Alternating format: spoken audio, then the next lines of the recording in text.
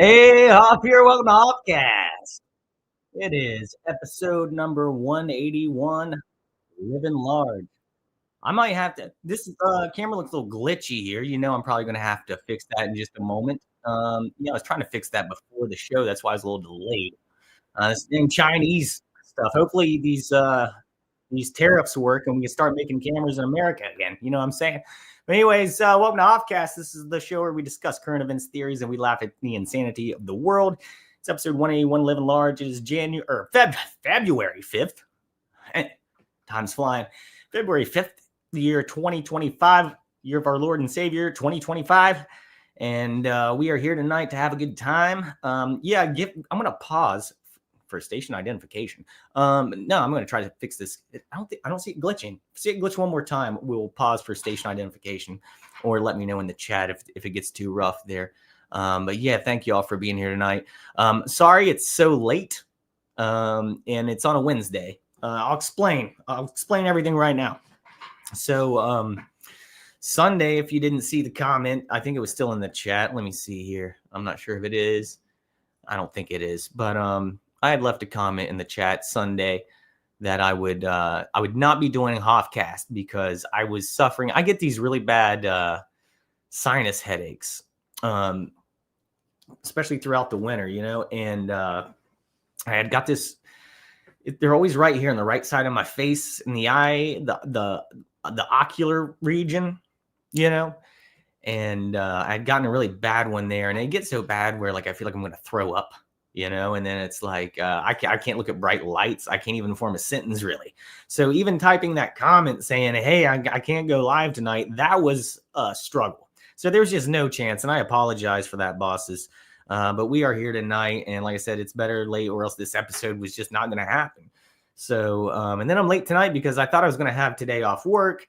Turns out I got suckered into working. And so I had to close shop.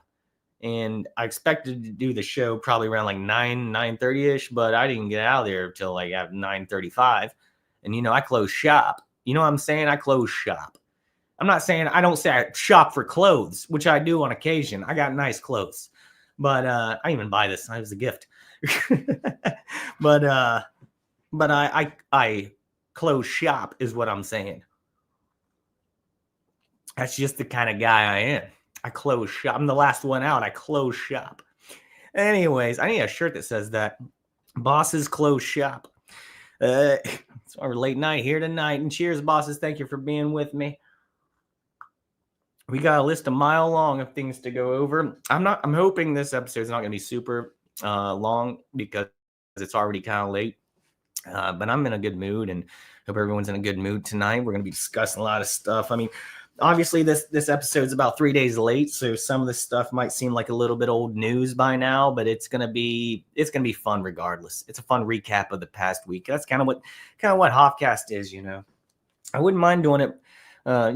Sunday's supposed to be the night, besides this past Sunday, but I'd like to do more often, every Sunday, and then throughout the week if I have time, maybe just do random streams. It'd be fun, Yeah, we got a lot to talk about tonight. Some of this stuff I don't even know how to handle. I thought about some of this stuff. I don't even really have an opinion. I'll just let it pour out of me, Sometimes that's the best thing. And that's why I like going to Hoffcast, because it's kind of like free therapy for me. I can just talk out loud, and I got people in the chat, I got people listening and responding. It's fun. It's a good time. Love doing it. And I want to thank everyone who watches, make sure you're subscribed, hit the thumbs up button for me. I really appreciate that. Let me go ahead and bring up a couple links here. That way we'll be set up for a little bit later on some things. But anyways, what's going on, man? So let's just do a little bit of just warm up here, Let's just have a little chat time. I always love doing that, So to go further into detail about why I thought I was going to be off work today is because I had scheduled. I got to tell you guys this story. So I had scheduled earned paid time off at my job, and I'm going to an event tomorrow, and I wanted to use that paid time off for that event. So I let my boss know weeks in advance that I was going to this comedy show, and I get this. I didn't even realize it until like Sunday or Saturday or Sunday, and basically I realized that I was given the day off, and they were going to pay me for that day off, but I was still working full time.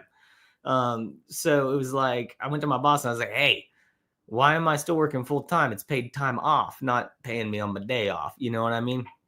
And so she was like, "All right, I'll try to get you off on Wednesday." And then a bunch of systems went down yesterday, and she's like, "I gotta have you come in tomorrow." I'm like, "Ah, son of a." So that's why I had to close shop. You know what I mean? That's why I had to close shop. We got to close shop here tonight. Cheers, bosses. Let me get to the chat here. Say hi to bosses. What's up, Jim? How you doing tonight, bud? Glad you can make it here. My NASA, Tony NASA. Good to see you, bud. And speaking of buds, Chris Big Buds, good to see you, brother. Good to see you, boss. Hope I see you're still the drones aren't they haven't got you yet. Have the drones gone away? I think I ask you. I need an update every week, man. Where did the drone story go, man? I thought Trump was going to tell us about what all about the drones on day one. Did I miss that? Look at this. It's looking like a zoo around here.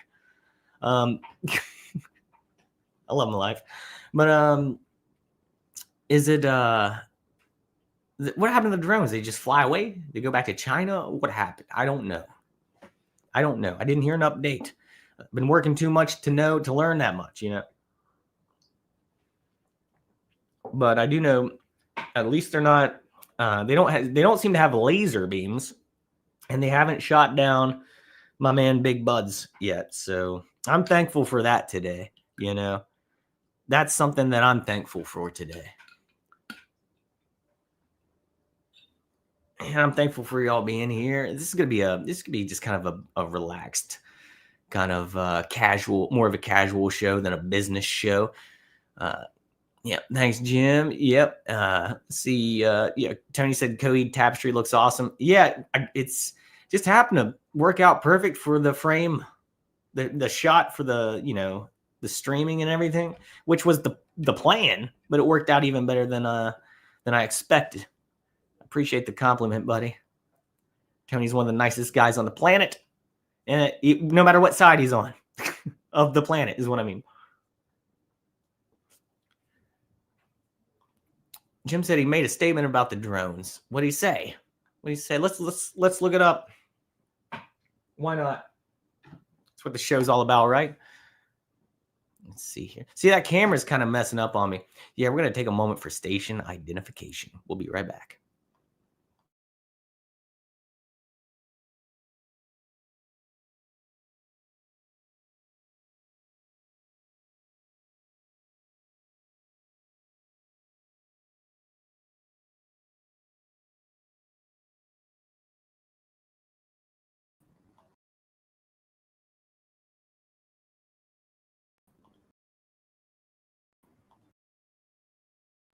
If you can hear me, it's not working at all now.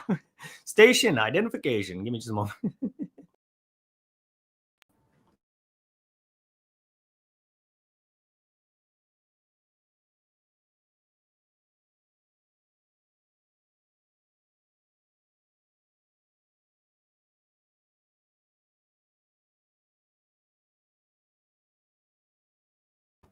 All right, we're back. Thank you. Anyways, yeah, let's take a look and see what's going on with these the drone situation here. Let's just search Trump drones. See what happens.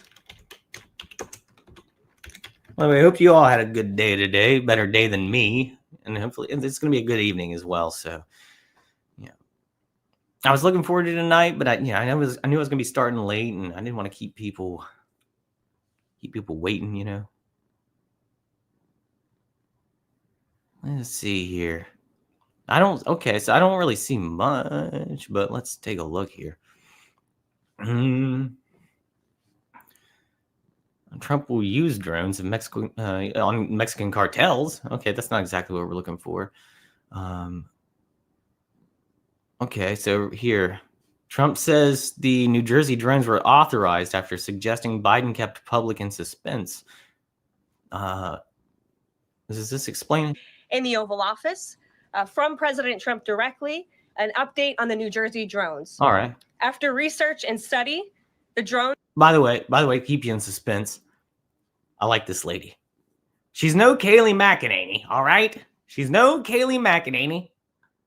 I hope she's just as stubborn, and she's not a bad looker either. But let's go. I'm glad that we finally got someone who looks nice up there in front of the podium. Drones that were flying over New Jersey in large numbers were authorized to be flown by the FAA for research and various other reasons. Many of these drones were also hobbyists, recreational, and private individuals that enjoy flying drones. In time, it got worse due to curiosity. This was not the enemy.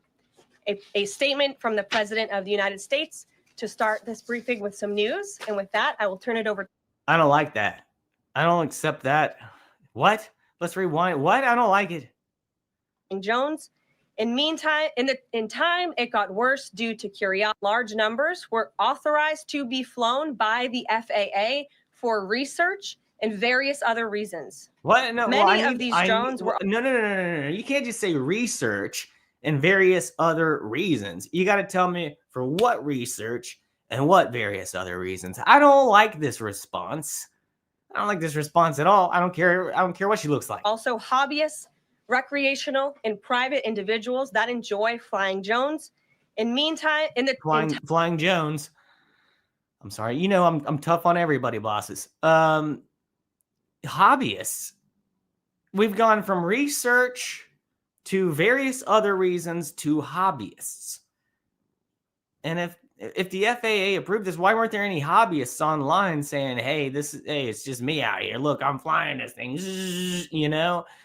Why wasn't that happening? Why were these drones the size of cars? Why did some of the drones look like orbs from the planet Vulcan or whatever? Yeah, I mean, what's going on here? I'm just going to have to live with this camera thing tonight, bosses. I apologize. I'm not that important to look at anyway. As long as you can hear me, it's pretty cool. But yeah. Time, it got worse due to curiosity. This was not the enemy.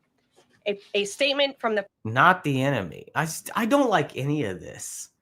I don't like that. Does that mean that it is the enemy? Because they're always lying. They lie to you every chance they get. Does that mean that it was the enemy? Because it's always backwards of what you think, man.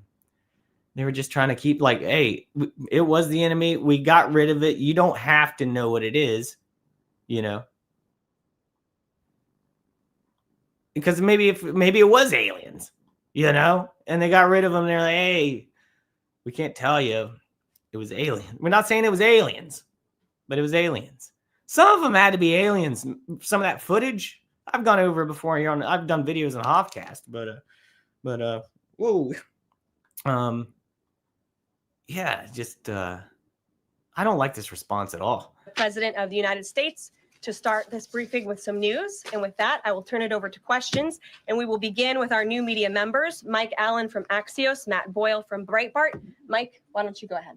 Thank you very much. Caroline, does the president see anything fishy about DeepSeek, either its origins or its cost?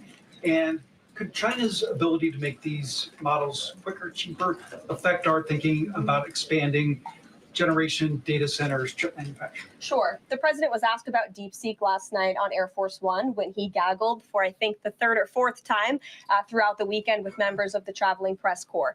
The president said that he believes that this is a wake-up call to the American AI industry. The last administration sat on their hands and allowed China to rapidly develop this AI program. And so President Trump believes in restoring American AI dominance. And that's why he took very strong executive. I don't like that. I don't like any of this, man. I don't like any of this. I mean, it's, you win some, you lose some, I guess. You know what I'm saying, bosses? You win some, you lose some. It's unfortunate. Tim Dillon has talked about this. I kind of mentioned this last week. Fighting China to be the best at AI is really just fighting to see who can end the world the fastest. We've all seen Terminator here, right? We know what Skynet is. We're talking about that. I think let's go, Stargate, it's that thing they got $500 billion going into. Yeah. You know what I'm saying? Don't put $500 billion into, I don't know, the people. Put it into AI to replace the people or to control the people. And we're looking into some crazy times ahead, bosses. Crazy times ahead. I'd be lying if it didn't make Hoff a little nervous over here, I'd be lying. It does make me a little nervous. Big Bud says, boss, it's crazy. It doesn't explain the orbs. I've seen them almost every night. Try to record them whenever you can, man, and put them up online if you feel comfortable. You might have the government on your ass if you do that. I don't know. It might be a risk. But at least send me the footage. I'd appreciate that. I love seeing those. I always appreciate that. And says Big Bud says the things people saw fight gravity and physics. If we have that kind of technology, it's bonkers. Ah, man, it's dude. It brings up a lot of things, man. It brings up a lot of things. Why, if it was us, if it was the U.S. government, we did have this kind of technology, why would they just be flying it around New Jersey? This lady gave no answers, by the way. This was from January 28th, so this is about a week ago. I don't know if anything else has been updated since then. That's from December. He says he's going to tell us day one. Yeah, it's just, it's the same thing. Look at that. These are not the drones you're looking for.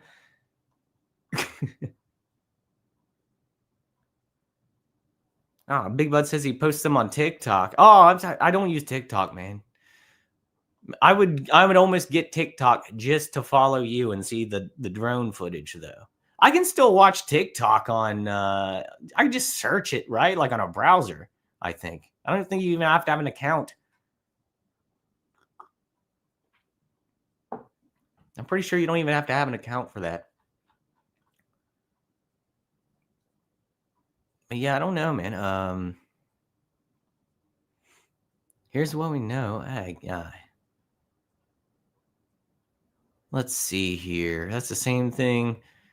That's like one of the that's not one of the drones that were taught, or that's a drone, but that's like not one of the orbs.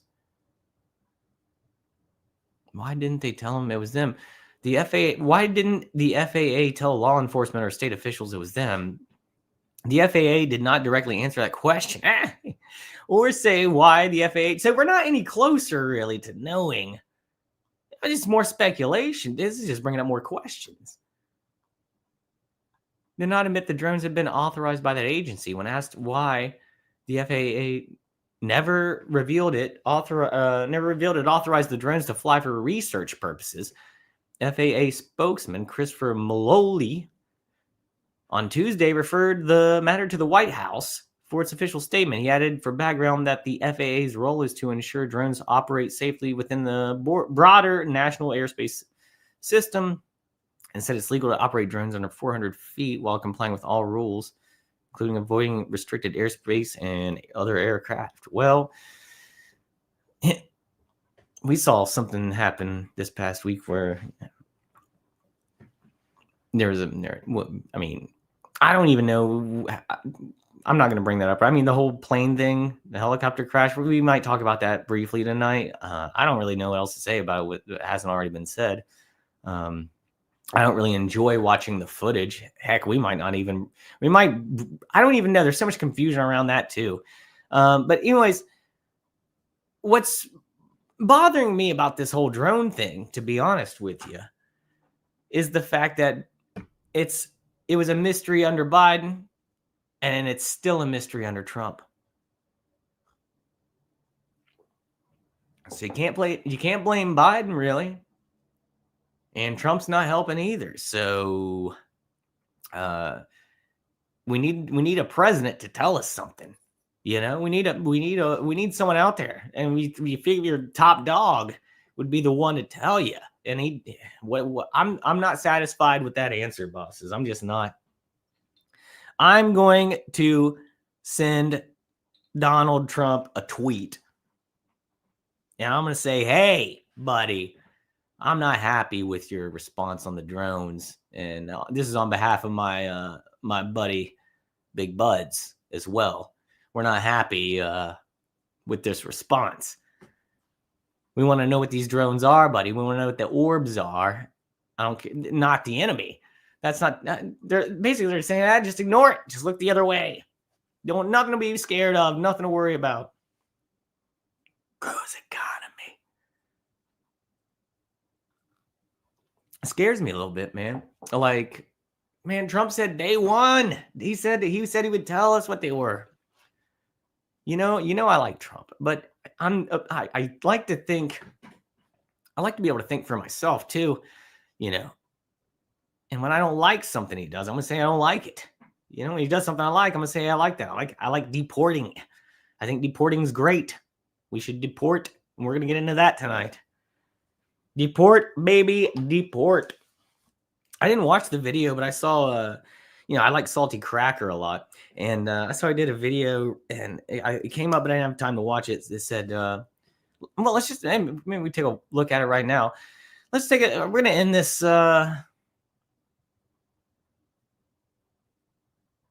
We're gonna end this discussion on the drones because it went nowhere. It's just going. We're just going in circles here, are we not? Excuse me, bosses. We're just going in circles here.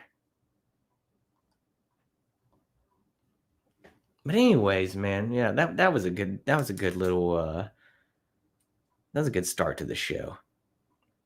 Yeah, I want to thank you all for being here. If you're watching right now, cheers, bosses. Another monster. Welcome to the show. I don't normally allow plugging your own stuff in the chat, but hey, I'll allow. I think that's a shady move, honestly, man. I never plug my stuff in other people's chat. You gotta let someone plug for you, man. You know what I'm saying? I understand you got to promote out there. I get that. You got to self-promote. I understand, brother. It's hard. It's tough times out here. YouTube ain't helping nobody. But man, you got self-promoting in someone's chat, man. That's a tough one. Love you, brother. What else is going on? Oh, dude, of course. I mean, we got a lot to get to. I wanted to see this video from Salty Cracker. I want to see what he was talking about, because we were just talking about the deporting thing. Let's get into the deporting and the riots and all that stuff. But why not? Let's get into that. We'll do big subjects right off the bat tonight. We ain't got all night. It's late. It's almost midnight here in Columbus, Ohio. I do want to check out this video though, because I'm so curious. I love Salty Cracker. I watch all of his videos. Let's see here. I think he's back on the Dr. Pepper, if you know what I'm saying. And there's nothing wrong with that. I'm saying, let's go. That's when he's at his best. That's when Salty Cracker is at his best, is when he's drinking Dr. Pepper, getting that caffeine in him. Let's see here. Trump Mart. Walmart's become stocked and clean since Trump started deporting illegals. Let's check this out. Your Walmarts will be empty. Awesome. Cool. Your Walmarts will be empty. Awesome. Thank it. I love that they keep doing this. Hey, look, man. Look at your Walmarts. That's the cleanest fucking Walmart I've seen in 30 years. I didn't think you could do it. Hallelujah, boys. Hallelujah. Clean fucking Walmart. Son of a bitch. My vote's paying dividends. Excuse the language, bosses. I try to keep this show PG, but yeah, this guy, he don't give a crap. He's drinking Dr. Pepper. Man. Fuck yeah. Son of a bitch. He's a madman. Amores, aquí rapidito. Hey, look at the Walmart. It's empty without people. Awesome. I Hey, love there were that. no Latinos here yesterday. Again, legal Latinos I'm fine with, but There's actually there's a Walmart near me. I rarely go to because I call it the I got to be honest with you, boss. I call it and nothing against Mexicans. I call it the Mexican ghetto Walmart because it's basically what it is. You got to call a spade a spade. I kind of live in Little Mexico, the west side of Columbus. It's there's a lot of, I mean, that's it's what it is around here. It's like I basically live in Mexico here where I live, man. Like I'm a minority where I live. All right, I'm whitey. I'm the minority. Most people here don't even speak English. It's Mexicans on this side of the street. It's Muslims on the other side. I'm not even joking. You cross the street, you go from Mexico to the Middle East.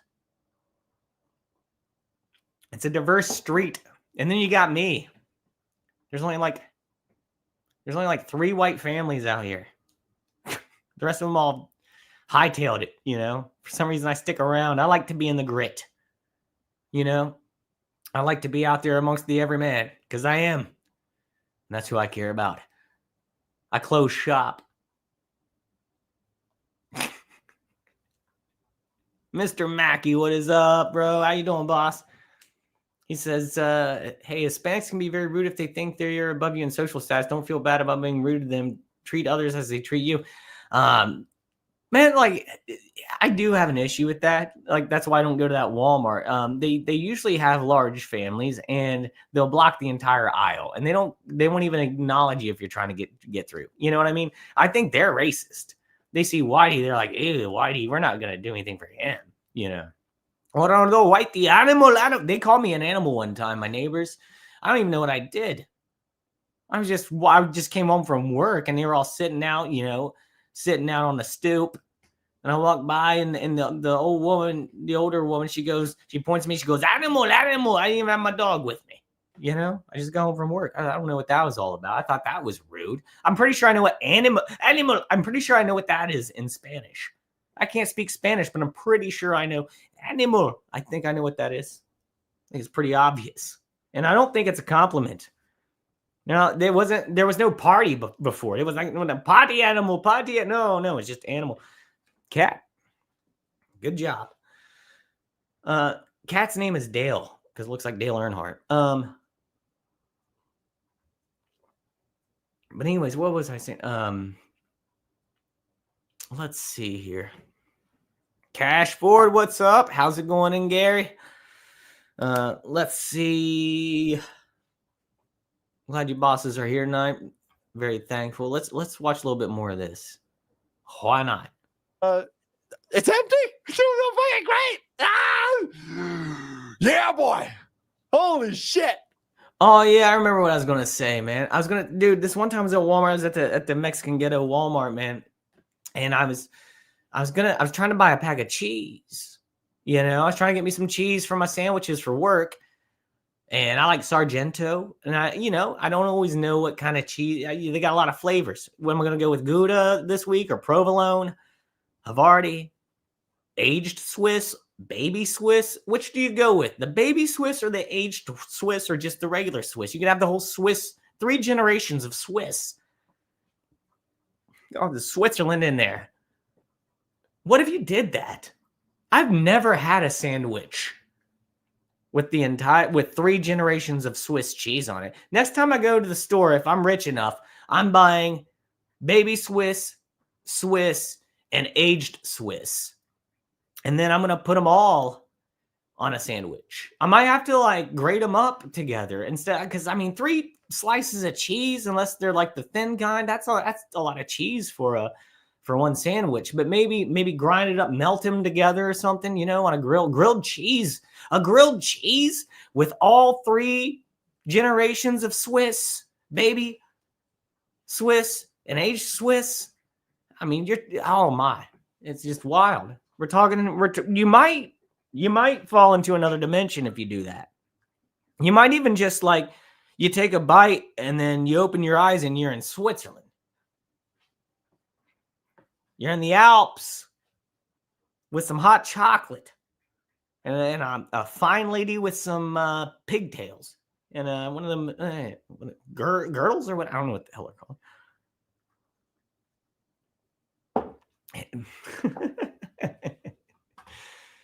Oh yeah, but how long is this video? That's not a long video. Fucking crazy awesome. The language is yeah. I'm gonna stop just because of the language. I know I use language here, but I use it sparingly. We watched a minute and a half that he already laid down like 8, and I don't have 800,000 subscribers on YouTube. Every one of mine count, baby. So if you're not subscribed, make sure you subscribe. Hit the thumbs up button for me. Like I always say, man, like if you enjoy the show, if you enjoy Hoffcast and you watch, just hit the thumbs up button. I'm not asking you for money. I'm not selling merch tonight or nothing. It's just a nice little tip for me that you enjoy the show, and it boosts my ego a little bit. Something for me to look at and be like, hey, that many people at least was like, hey, that was at least okay. It was at least passable. I didn't tune out immediately. At least heard you say hit the thumbs up button, and that was cool. Your background looks nice. If nothing else, even if your show sucks, at least your background looks nice. Hit the thumbs up button for that. I love you, bosses. We just have fun here. Tonight's gonna, like I said, a casual show. Let's get back into this. Oh yeah, I forgot about the cheese. I didn't even tell you the whole story about the cheese because I got lost in the Swiss cheese family. But anyways, so I was walking up in the Mexican ghetto Walmart to the cheese rack, the refrigerated cheese rack, and this lone Mexican fella just swoops in. There's no one else around. I got a cart. Swoops in, literally stands right in front of my cart, just gazing at the cheese. He ain't budging, and there's no one else around. It's not like it's busy, and we're right next to each other. I'm not moving. He's not moving. We're at a real Mexican standoff here, and over some cheese. And this guy, I swear, he looked at cheese. He didn't really touch any. Maybe 1 or 2 packs, He looked at cheese, looked at all the cheeses. I don't know. Maybe he couldn't read the packaging, Spanish. I don't know. Maybe he's trying to learn. I don't know. Sargento is Italian though. So that's not a good start if you're trying to learn English to learn cheeses because you're learning more Italian than English. I digress. But anyway, so this guy's looking at the cheeses for 2.5 minutes. And when you're standing there next to one other person, nobody's budging. 2.5 minutes feels like 2.5 weeks, baby. And eventually, let me tell you something, bosses. What pissed me off the most? This dude left without buying a single pack of cheese. Made my blood boil. Made me real heated. I almost wanted to chase him down and ask him, what is wrong with you? Why didn't you buy the cheese? Why did you waste my time? What's wrong with your attitude? Who raised you? Who's your mama? I'll slap her. Where's it at? She said, go ahead and slap me. Go ahead and slap me. Yeah, I'll slap your mama. Let me tell you. So I'll beat the shit out of her. Huge. Wild, bosses. That's a true story about a Mexican standoff over cheese, and he didn't even buy no cheese. Yeah, Jim, you're right. Big difference in dropping an F-bomb and carpet F-bombing. I love Salty Cracker, though. I mean, it doesn't offend me at all. It doesn't. I just I try to keep the show for people, I try to keep the show as accessible as possible. I used to lay down a lot harder language back in the day. Let me tell you, I don't think it was doing me any benefits. I think since cleaning up the act a little bit, I mean, I've cleaned up the act in my own life. I've talked about this recently on Hoffcast. I never lay down the JC or the GD. You're never going to hear me. I don't do those in my daily life, but I don't really curse like a sailor in my daily life. And if I stub my toe, oh yeah, it's over, baby. But but anyways, yeah, thanks another monster. I appreciate you at least pushing some others out there, man. Appreciate that. That's a fine gesture. It's allowed. Like I said, it was allowed before. I was just giving you a hard time, brother. I don't really mind. I was just giving you a hard time.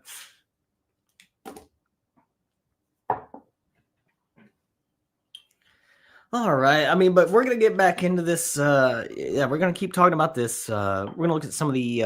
We're gonna do the. Deep. That's all, folks. Nope. Hoff, we get it. We're gonna look at some more video footage of some things. Let's. I want to see. I'm sure I can find some here on my old well. But I wanted to discuss some things here. There's very specific things I wanted to discuss. Oh man, I didn't even know about that. Yeah, this is what I wanted to talk about. I didn't really need much of a video. I just need a little bit of a visual aid. You know, it helps. It helps everything. So, as we're discussing the deporting, I think you all know where I stand on that. Hey, if you're legal, you're Mexican, you're legal.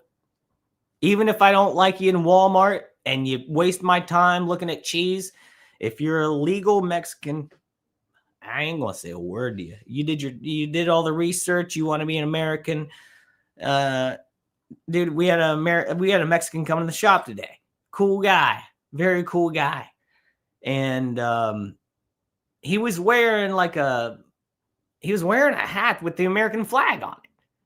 And he go, I'm from Mexico, and he's got the hat, and they were talking about my buddy who works there. He goes, well, hope you don't. Good luck, with the the deportation, all the ICE stuff. He goes, oh, no worry, man, I'm good. I was like, oh, I like you. I like you. You're the best kind of Mexican. You want to be here. You wear the flag on your hat. You know what I mean? That's all we ask, really, around here. That's it. That's all we ask. You want to be here. You follow the laws. You love America, And that's what it's all about here in America. It's not about coming over here and freeloading and trying to make America into Mexico. So yeah, all these protesters and holding up the freeway. Look at all them flags, man. So I'm not the first to say it. I won't be last. If Mexico is so great, why are you here? Huh? Making no sense. Cognitive dissonance. Dude, okay. So here's the thing. We're being played. We are being played hard, man. And let me tell you, yeah, if you're illegal, you are a criminal, by the way. You definitely are. It's illegal to be here and take our tax dollars and whatnot. I think people are worried about Trump's tariffs and prices going up. We're going to see the benefits in other places. You know what I mean? Like this, we're not going to be paying a bunch of tax dollars to a bunch of illegals who are ruining our committing crimes and everything. We're not going to be paying for them anymore. That's going to be a little bit better, I mean, like, well, what about your avocados and your tacos? I don't like avocado. I don't like guacamole. Tacos are fine, but I'm pretty sure you can make a taco in America. It's just like corn and meat and cheese, and then you can put whatever else you want on it. Like, it ain't hard. I'm pretty sure if I got some cornmeal, I could just mash it up and make a tortilla on my stove in probably like a few minutes. And then make my own tacos. All right. And they'd be a hell of a lot better than Taco Bell. I'm not saying Taco Bell's Mexican. It's like the least Mexican. I just don't like Taco Bell. I'm not saying I'm too good for it. I love McDonald's, but I just don't like Taco Bell, man. Yeah. Another monster says, just be cool, bro. That's all we ask. Be cool. Want to be American, Jim saying Trump making progress in lawsuit against Pulitzer Prize. I've not heard about that one either. Another monster says Mexico sucks. That's why so many people from South Mexico just walk through it to get to Los Estados Unidos del Americano. We're going to turn the Gulf of Mexico into the Gulf of America. Did that happen yet? Is that official or not? And then we're going to take Canada. And I can't wait. And then we're going to put Trudeau out on the streets, a.k.a. Justin Castro. We put him out on the streets with. We should put Newsom out on the streets too, man. We shouldn't let these LA fires just go by. But anyways, this is just upsetting. The fact that people are getting behind this. I don't think actually. There are some people that get behind this, but I don't think there's a lot of. You don't see a lot of Whitey out there, from what I see. Yeah, I'm not seeing a lot of Whitey. I'm seeing a lot of the Mexicans. I mean, it'd be tough to be a white person out there, right? You know what I mean? Like, you want to be an ally, I guess, if you're an idiot. But, and I'm not saying, again, I want to clarify. I want to be very clear here. If you're legal Mexican immigrant and you have citizenship, I'm not talking about you. Not talking about you. You're cool. You're good. You want to be American? Cool. I'm talking about the illegals. Also, waving your flags, blocking the streets, and being in a big group. Like, why don't we just get a big lasso and work? You know what I mean? Like, reel them in. Why don't we just get a big lasso and, oh, because that's racist. Remember that picture from a couple years back where they had the border patrol on the horses, and they said that they were whipping and lassoing the migrant. It wasn't. It was just like the tassels off the horse. It was proven. That's just the way the media manipulates things to prey on people's emotions. It's absolutely wild, man. But that one got a lot of people. You just get the angle of something and you go with it. Kind of like Elon Musk. I give my heart to you. People just kind of clipped that and took. It was pretty rough. I'm not gonna lie. It's hard to defend that one. After some time has passed, part of me actually just thinks that Elon was just trolling people, because he does that on Twitter nonstop. So part of me just thinks that he was trolling people. Kat, you're on my notes. Dale, you're on my notes, Dale. I don't know what to do with the show if you're on my notes, Dale. You can stay on the table, but I just don't want you on my notes. There you go. I slipped it out like you ever seen the movies where they pull the tablecloth out and all the silverware stays there? That's what I just did with that cat. Just pulled this thing out of its ass, out from under its ass, not out of its ass. Out of its ass. Up its ass. Now you don't even want to lay there. You just want to lay on the notepad. Sorry for the interruption there. I said this is a kind of a casual show tonight. By the way, cheers to a new day. I meant to say that I think 20 minutes ago almost. It's now February 6th. Anyways, yeah, boss is like, it's upsetting. It's upsetting to say the least. That like people want to come here and not only that, it's upsetting that people defend. It says this sign clearly says we are not criminals. Again, you are, and some of them are worse than just being here. You know what I mean? Some of them are just worse than just being here. They do very bad things. Where is where's that viral video? Oh yeah, yeah, that's what I'm talking about. It's not the video I'm looking for. It's what I'm talking about. We close shop around here. Let me just search it on X.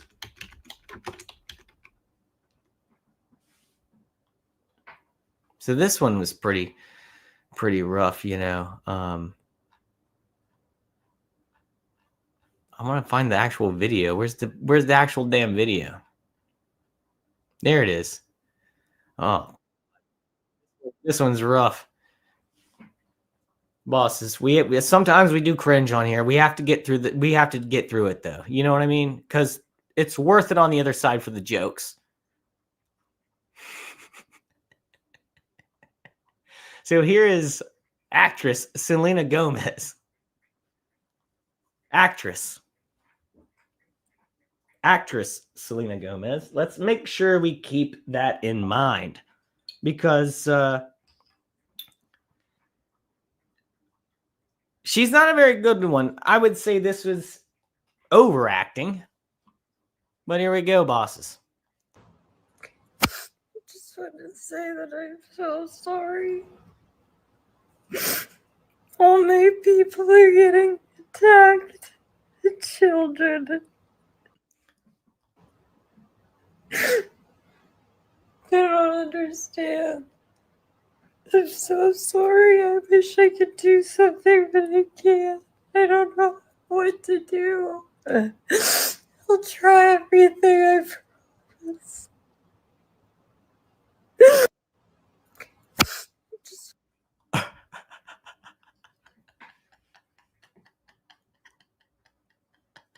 Man, that's some of the worst acting I've ever seen in my life. I've seen better acting in Final Destination 3.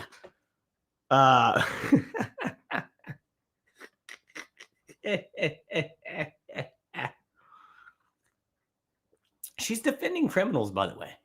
There's a lot of the people she rolls with, you know. She rolls in the caravans. Oh man, but I didn't see this one yet. It's the acting is really bad. Of course, and they send the actors out. It's just like during the COVID, they use actors for things, of course, all the time. It was just like I said this. You can go back and check my history. I'm pretty sure it's still up. My old channel's back up, so who knows? I think it might still be on there. Some of that stuff got taken down for different reasons. But I said that, like, they use celebrities for things. That's why during the COVID, you know, like the first person to get it was Tom Hanks, and he was in Australia. And I thought, wow, dude. So they're getting it's two birds stoned at once. They're telling you not only can it get anybody, including Tom Hanks. If it gets Tom Hanks, and gets you. You know what I mean? Tom Hanks is an asshole. But anyways, if you get Tom Hanks, but not only if it can get Tom Hanks, but it can get Tom Hanks in Australia. It flew all the way to Australia. I spilled my dirty water to get Tom Hanks. It'll be all right. The cat did not pee on me. It was me. It was me. I just think it's funny that, the Corvid flew to Australia to get Tom Hanks.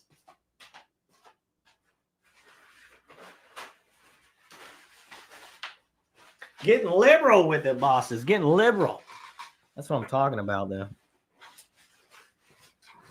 Having a rowdy time out here. It's like a bar. Cat.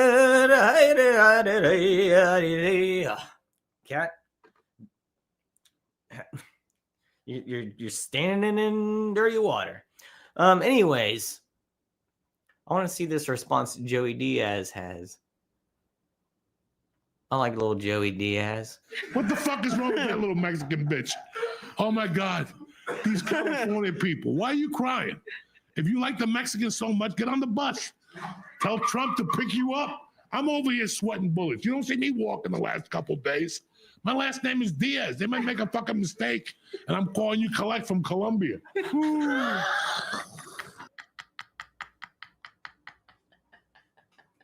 That was good. That was good. What's up, Kronos? How you doing, man? How you doing?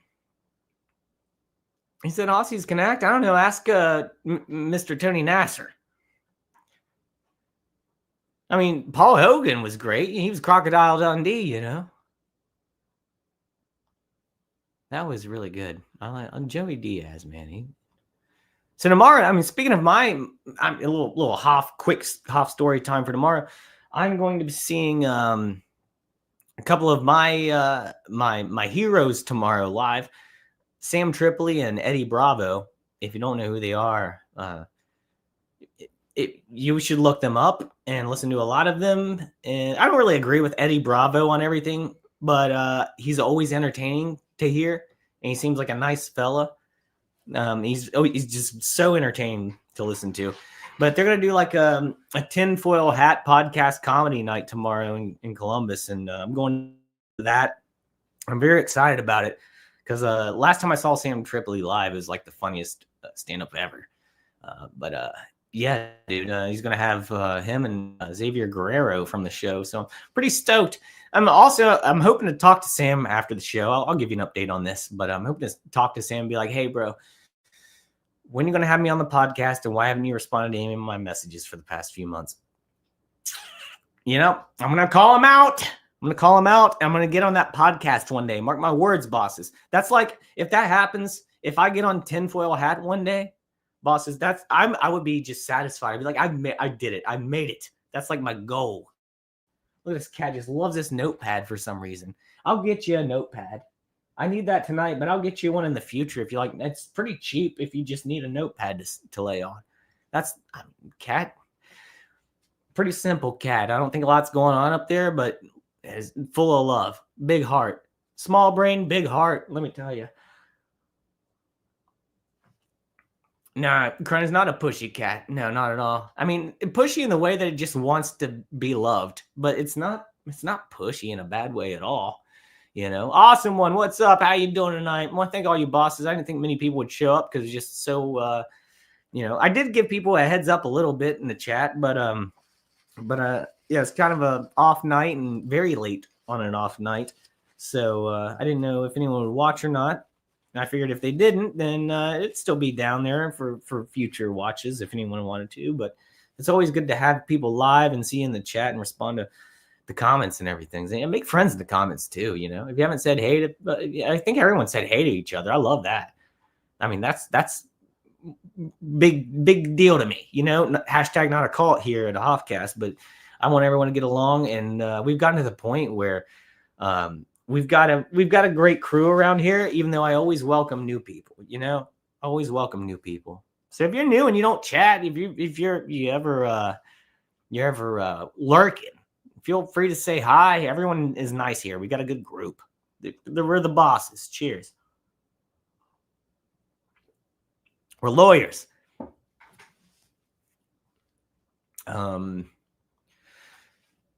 Besides that, oh yeah, let's check this out. This is from my neck of the woods here. This liberal Ohio dude is upset ICE raided his favorite Mexican restaurant. Uh-oh. An Ohio man stood completely shocked and horrified after witnessing the lack of sympathy from fellow residents after ICE raided his favorite Mexican restaurant. The diner, posting to TikTok, of course, showed one example of Trump's effort to fix America's migrant crisis at Cilantro Taqueria, a Mexican chain in one of Cleveland's main suburbs. I knew it was Cleveland. For some reason, I just had a hunch. I think that's where they were doing the rating, though, too. So I maybe that would have been part of it. I'll be right back here, bosses. Give me like just a couple seconds.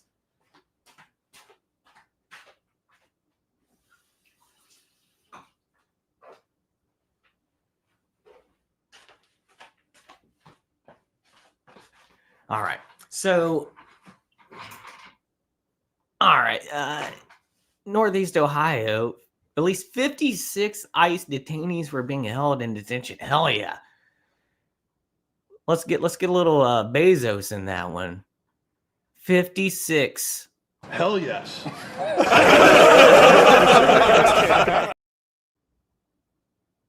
Border czar Tom Homan. There's something about that. It reminds me of like when a cat says, hey, Homan, you know, that's what he just said. He says, hey, Homan, I like this notepad. Have commenced the raids on major metropolitan areas. We don't read the comments here on VidMax on live because the things that are said in VidMax comments, let me tell you, I've said this before on Hoffcast. The comment section of VidMax videos are the definition of free speech. And I'm not saying that's a great thing, but it's there. There's no censorship in VidMax comments, and that's why I never open them here on the show. They are extremely entertaining. Do I agree with most of them? Nah. Some of them, yeah. And some of them in between, like, hey, you might be on something, but that's a rough way to say it. But yeah, it's like 4chan. I've never used 4chan. But I imagine it's like 4chan or 8chan or Jackie Chan. But it's crazy down there. It's wild. Let's see this liberal Ohio dude who's mad that he can't eat his favorite tacos anymore. He can't have his Mexican servants get him tacos. Yeah, I'm at Cilantro Taqueria, and I can confirm the place is closed. I can't say I've talked to anyone that knows any more than me. This is all based on social media posts. Did you guys hear? Yeah. I think I'm going to sit here and just talk to people as they walk by and see if I can find anyone that seems to give a f about it.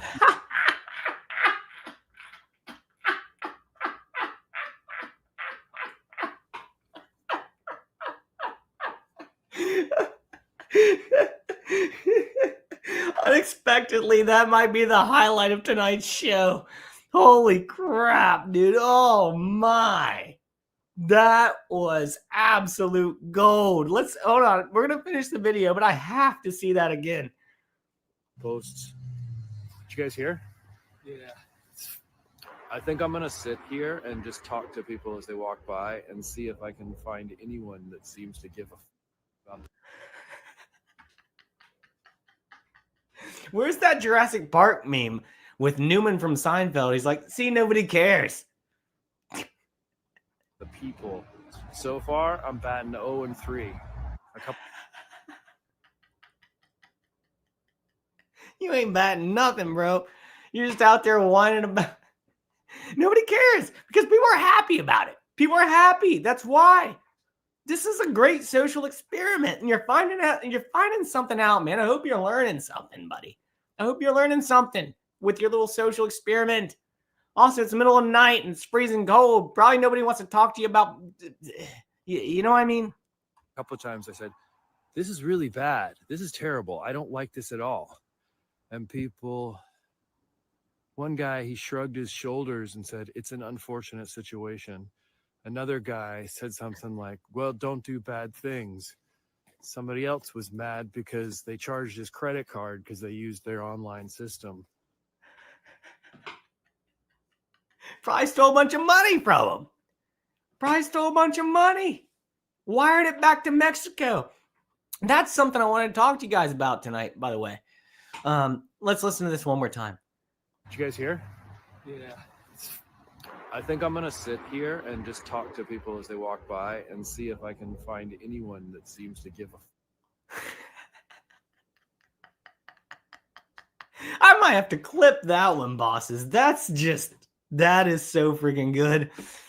Oh, why is that not going viral just for like the average woke tard? You know what I mean? Why is that thing? Why is this video? I mean, I guess it is on VidMax or whatever. Yeah, it's so good. But I got to tell you something about these. Something I guess I kind of learned recently, which makes a lot of sense to me. I don't even remember where I saw it. I think I saw it in some comments or in like a picture or something like that, like a meme or something, or someone said, I don't remember, but it's in my head now and I know what it is. Excuse me. So you hear about, like people, it's really racist when people are like, some of the politicians like, well, who's going to make your tacos? That's racist. The legal Mexicans can still make tacos. We're not kicking the legals out. You know what I mean? If you're legal, you still make tacos. Anyways, if you want to know, I guess where I saw this is, I guess there's been this trend of, and I haven't seen it personally. It's something I read online, so take it with a grain of salt.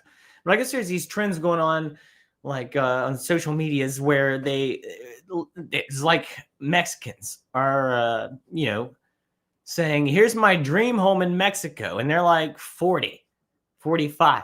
You know what I mean? And they're posting them all over the TikToks and the Instagrams and I don't know, dude, the MySpace. And these basically what they're doing here is whenever they come over here to America illegally, they're not looking for citizenship.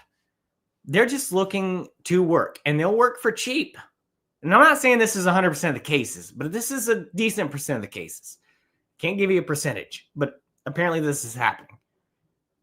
So what happens is they come here, they work cheap in America, not looking for citizenship, make as much as they can, send it to Mexico where the dollar is worth way more than the peso or whatever the hell they got over there. And then basically they can retire pretty early. Why don't I do that? Why don't I become a king of Mexico? You know what? I'm already in Little Mexico. West side of Columbus is already, I could do it. I've already assimilated. They don't like me. They're like, animal, The white devil. Never said that, but I think they think it. You know what I mean?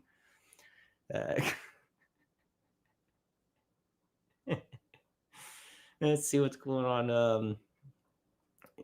Terry Nasser. Oh, yeah. Dale. Look at Dale just back there, just on that notepad. I got no notes anymore. I tried to take it from him once. That's his notepad now. I don't know. Why does a cat like a notepad like that? I mean, you're witnessing something kind of bizarre here. And maybe this is normal for cat owners, but I'm a new cat owner. And I don't know. I guess it just thinks it's soft or something. I could use those notes in a minute, though. But I got a couple of the subjects on my mind. Let me see if there's anything left on this before we go further. Oh, yeah, we'll put that one in a different link for later. I know what I want to talk about next, but to wrap up the whole, because I feel like I don't do this enough. I don't do a wrap up to anything. I just jump to the next thing. Do a wrap up. Let's do a wrap up of the last subject. The ICE deportations and the Mexican rioting and everything like that. It seems like we've gotten to a point in America where everything is a protest and a riot. And I've been saying this for a long time, and that's where the phrase "you're doing too much" came from. And it's just always something, man. Like people feel like they have value, I guess, if they go along with a group of people for a cause, no matter what the cause is. I did it. I stuck up for something, or I stuck it to the man, or blah, blah, blah. It's dumb.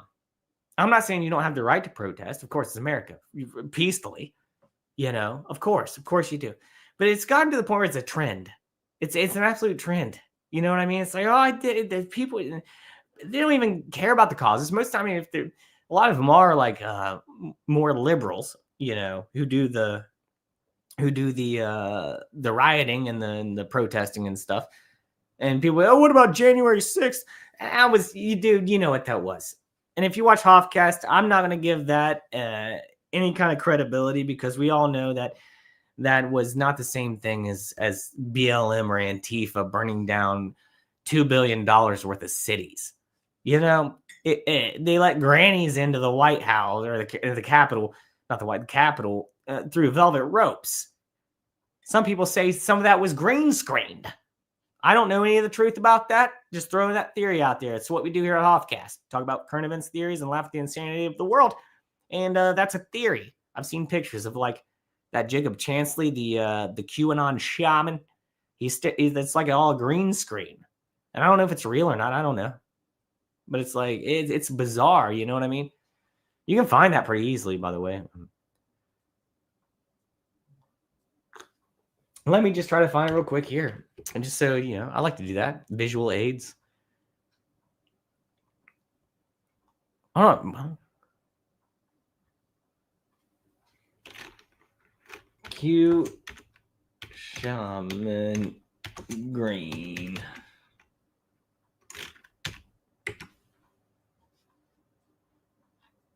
Let's see if I can find anything about this. Dang, no, I can't find anything about it. Of course.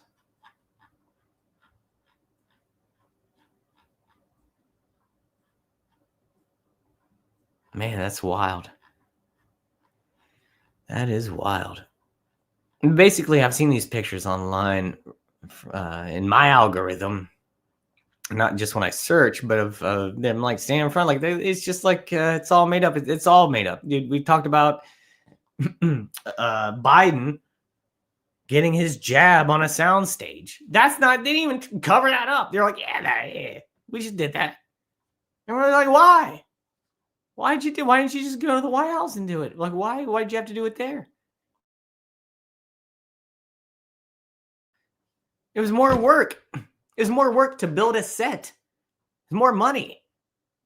And to fake it than to just go into the White House and do it there.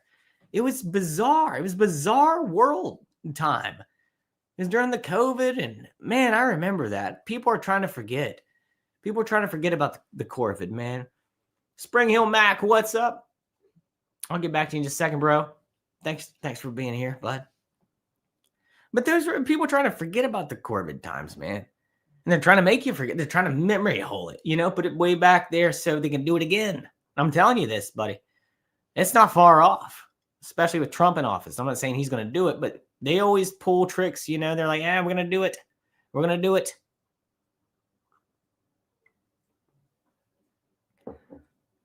Bill Gates, they're always talking. Gil Bates, already talking about all that kind of stuff.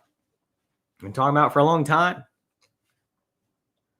I don't think we've seen the worst yet, to be honest with you. But like Cronin said, Pure Blood's rock, boss. Yeah, I'm rock on, brother. Rock on. No offense to anyone who, like my man Tony or anything. But yeah, I'm glad that I never did it,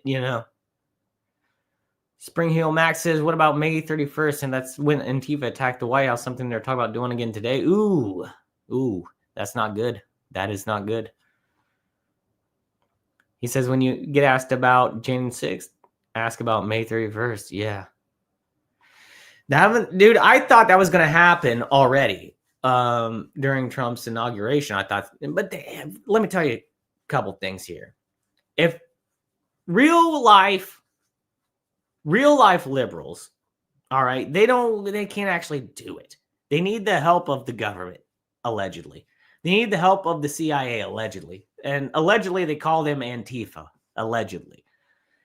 According to most liberals, you would hear them say, no, Antifa is just people. No, we know for a fact that they're an organized government. Allegedly a fact, maybe an organized government thing. And they provoke and they... what's the word I'm looking for? They instigate. They provoke and instigate, and they get people riled up and they get them feeling enabled. And then the lib idiots wearing their pink little vagina hats, they feel empowered and they go out there and they hold their little signs while the government does the rest of the work, burning things down. I'm not saying not all liberals. Some of them liberals, like the ones that Kyle Rittenhouse got. Now those ones. I don't know, man. They were Predos as well. They were Preds, but at least a couple of them were. Which, just makes sense, Just makes sense. That's why they are all about, it's a slippery slope, in my opinion, for lefties and the whole woke and diversity thing. Not so much diversity, but accepting of sexual culture.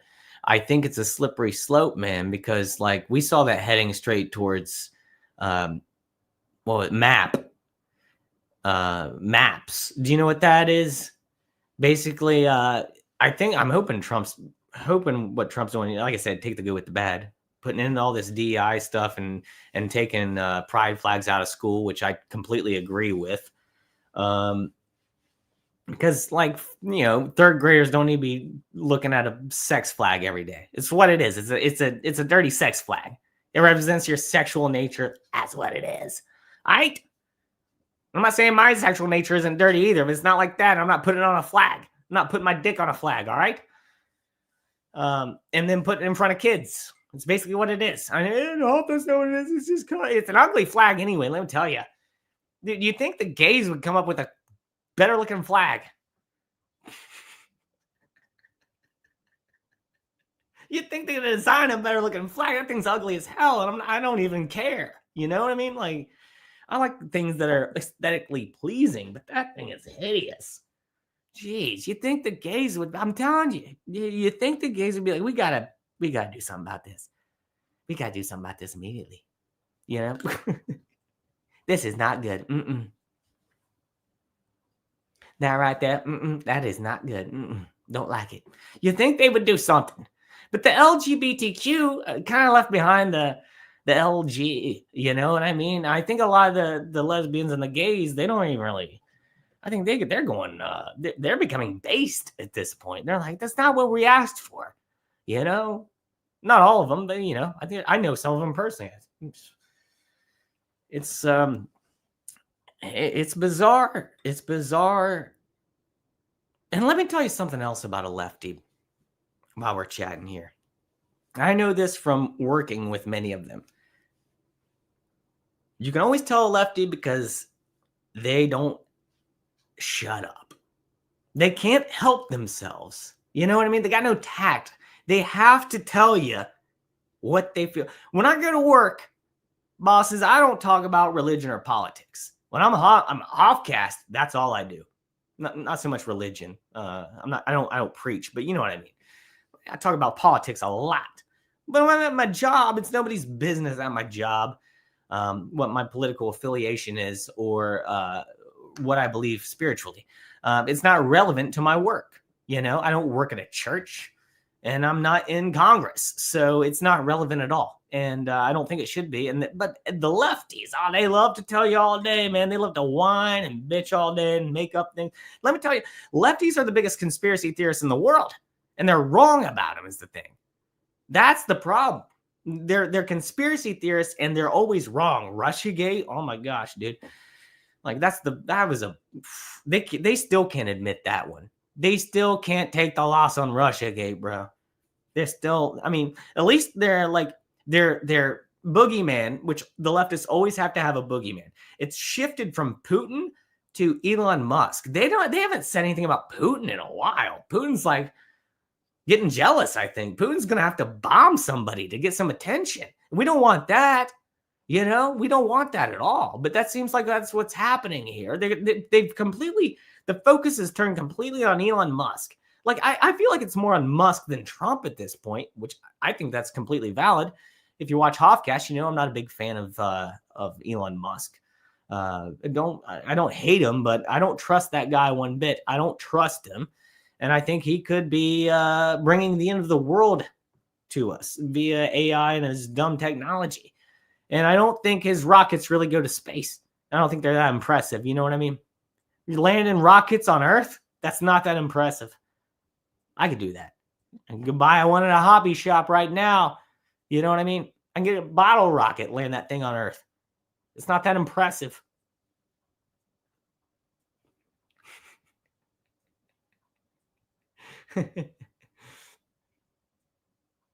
Let's see here.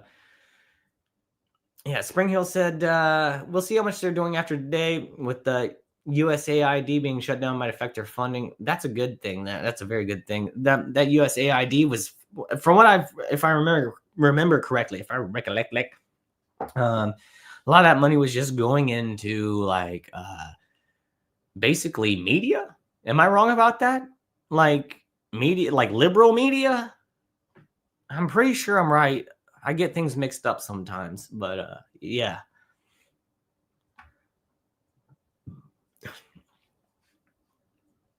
He also says, Spring Hill Max says 60 Secret Service agents were injured on May 31st, 2020, hit by bottles, fires, pipes. How often do we hear about that? Of course you don't. Of course you don't, man. Of course you don't. They'll make a mountain out of a molehill over January 6th, but they won't mention anything like that. Of course, it doesn't fit their vibe. We're smarter than that on Hoffcast. Us bosses are smarter than that. You know that.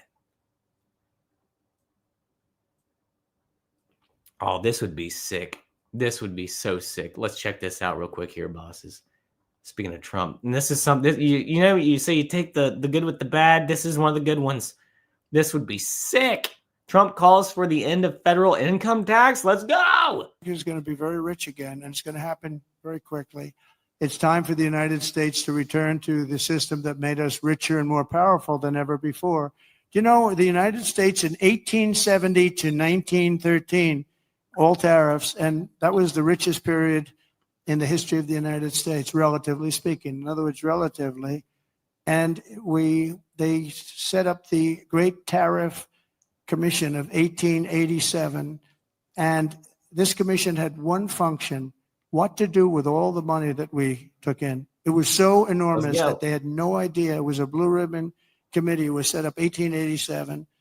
And what to do with all of the money. All the money we had. And again, Teddy Roosevelt was a beneficiary, because when McKinley was killed, he took over this vast sum of money, and he did all of those national parks and all of the other things. And I'm not knocking him, but he was given a vast amount of money.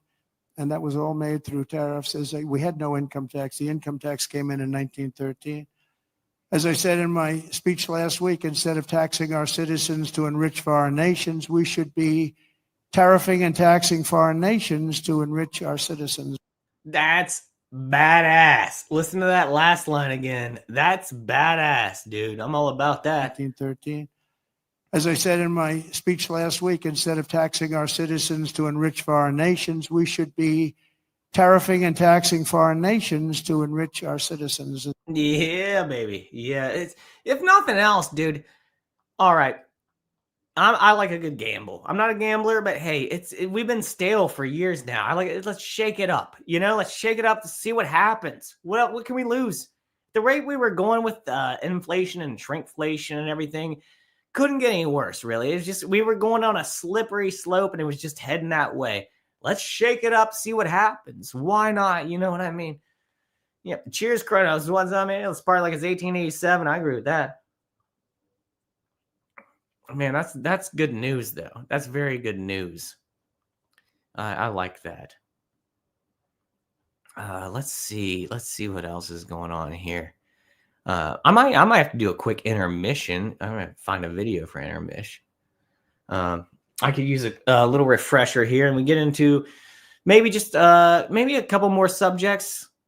There's definitely like 2 more subjects for sure that I would like to talk about, if not maybe a couple other ones. But I also, if anyone is still around and they would like to come by and hang out with me on the show, as long as I know you, if you've been by before, you're welcome to, but that might be a little ways off. I might have another hour in me. I don't know.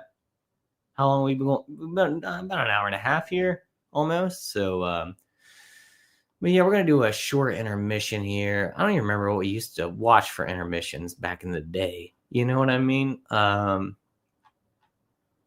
Let's I'm so glad this is back. I'm so glad this is back. So we're going to watch this. This is going to be our intermission video, boss. It's only going to be a minute long video, and I might need like 2 minutes because I'm going to clear the dam is going to break, the levee will break, and then we got to refill it. You know what I mean? So that's just the cycle of life. That's just how things go. That's the circle of life. And I hope you're having a good time here tonight, bosses. I'm having a great time.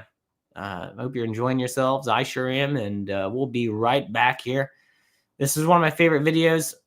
Last time I showed it, the only time I showed it on this show, is back when I still had bad technology, and this came up very choppy.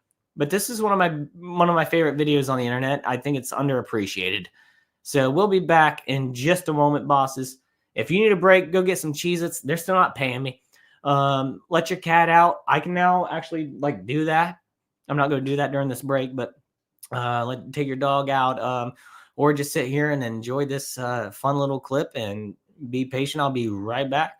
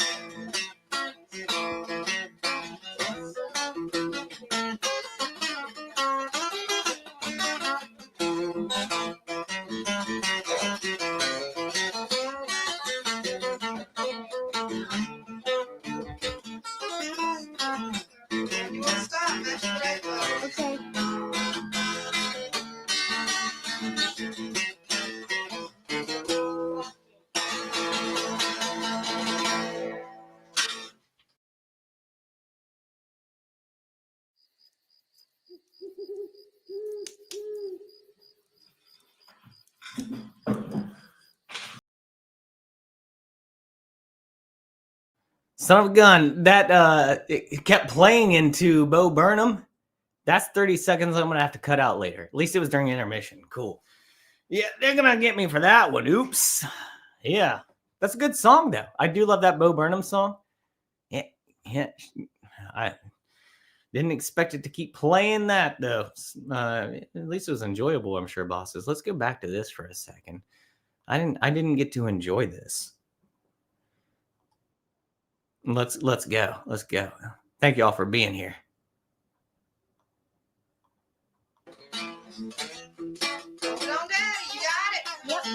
Now you got it. Dude, look at that hair. Dude, this is the thing is, like, this I can relate to this guy hard. I make faces like that when I play guitar.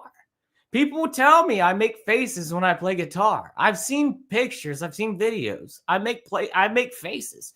You ever seen that, like John Mayer makes a lot of faces. Like, you think he's embellishing? He's not. When you get into it, you use your mouth to like mimic things. Your whole body gets into it. It's no lie. And this is what you're seeing here. You're seeing the devil at the crossroads. Give this man the power of the blues, much like Robert Johnson.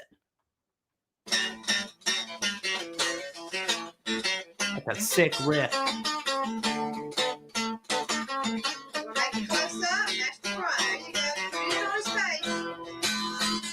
Get it, bud. Get it, buddy. All right, make you come back. Get back here. Yeah. His technique is really good.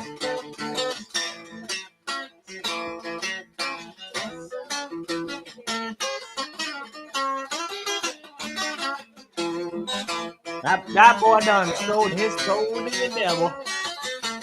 That boy done sold his soul to the devil for that. Yeah, it's a form of mullet, Cronus. It's a form of mullet. Yeah, it's definitely a mullet. Yes, it's a work in progress. The back should be a little bit longer, but the front is perfect for a mullet.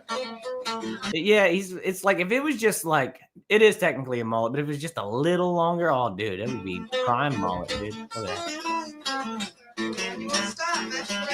Okay. Get it, Ricky. Get it, you get it, Ricky.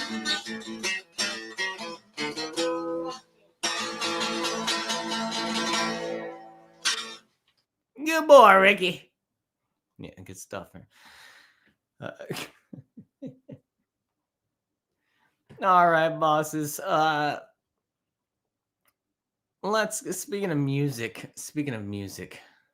Ah, geez. Here we go. This is one of those subjects I was like, how do we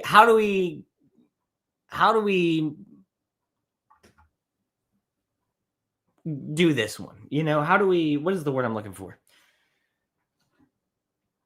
circumnavigate this one? How do we?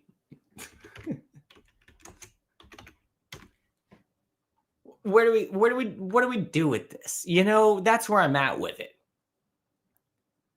Jim says he kind of reminds me of Charles Manson. A little bit, yeah. He's got that the wild eyes, you know. Oh, geez. All right. Oh, man. Okay. All right. Here we go, bosses. It's probably what you've been waiting for if you saw the thumbnail. How do we do this? Let's just try it and let's go. And we're just gonna feel it out. Hand of Seeds, what's up? How you doing tonight, boss? He goes, Dave was supposed to be a master of the harp at the beginning of the guitar, maybe. Or maybe his name was Ricky. Thank you for being here, Hand of Seeds. What's up, boss? Cheers to you, bud. Jim said, I used to have big hair. Man, you make my hair bigger for tonight a little bit. It's not really working. I trimmed it up last night. Let's see here. I've been cutting my own hair for like 20 years now. That's why it doesn't look good. All right, bosses. So I don't know. I'm a little nervous about this. I'm a little nervous about this one. We're walking a fine line here. And if this person walked a tightrope, well, wouldn't last long.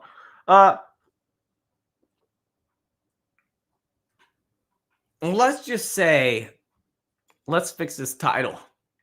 Let's just say overweight, slightly overweight on the BMI scale, slightly overweight rap artist, hip hop R&B artist who wasn't allowed to get into a Lyft ride is now suing. I'm sure you guys have heard about this. And like I said, I wanted to talk about this on Sunday. I got to thank Tony Nasser for the thumbnail. Thank you, Manasseh. He does a lot of my thumbnails, a lot of my arts. In fact, I got to show something before I got to bring this up before I forget, but I'll show it in a minute. Not right now. But I got to thank Tony Nasser. I got to give him some credit there. Good dude. Brother from down under. Let's see. I'm gonna log in here real quick.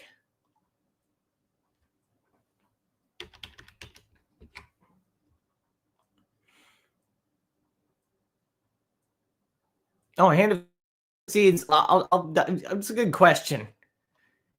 Hand of Seeds says, if you're asking me personally, if you had to say where your style came from and who you say had the most influence, Chris D'Elia. Definitely Chris D'Elia. I don't try to mimic anybody, honestly. I used to before.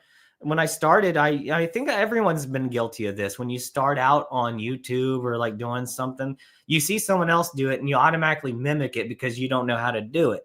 You know what I mean? And I like Salty Cracker a lot, but he's way crazier than I am. Like, he's a madman. I tried to mimic him for a minute, you know, but my style is like Chris D'Elia, I would say, more than anything, but I'm more like a more conspiratorial minded. Even though Chris is pretty based though most of the time, right? Chris is, but I would say that's my most. To give you one answer, you know, that would be it. I just love his sense of humor and the way he handles things. But yeah, great question. I love questions like that here on Hoffcast. Maybe not everyone's interested, but if you are, I will always answer questions like that. But anyways, back to this. We're gonna circumnavigate this issue here. Yay. So overweight, slightly overweight on the BMI scale rapper artist was not allowed to get into a Lyft ride, is now suing. A Lyft ride is like a taxi, you know, that you can order on your phone and you don't know who you're going to get or from what country. So it's kind of a gamble, you know. Sometimes it can be fun, sometimes it can be scary. it's the last ride I had in I usually take Uber. Lyft is more expensive. Like Lyft started out as the cheaper one, and now they're pricier. And I'm like, what happened, Lyft? Like you were the GoBots to Transformers. Now you're charging Transformers prices. What you doing? You know, I don't really care about that. So I just stick with Uber. Uber's typically reasonably priced, and they haven't really raised their prices in years. So first mistake that this lady made was not her diet, but ordering a Lyft. I'd say the diet. But anyways, yeah, first mix, definitely. I got these out of order. Anyways. At Dang the Moss. This is from Lyft. At the bottom is a tweet from Lyft to at Dank the Moss, and that's this young beautiful lady's name right here. Young, smart, beautiful, talented lady. Says at Dank the Moss, we're disheartened to look at this driver's unacceptable behavior. He just drove off. He's like, nope. He just said nope and just drove off. It says, please DM us at your earliest convenience for additional support. We'd like to address this as soon as possible.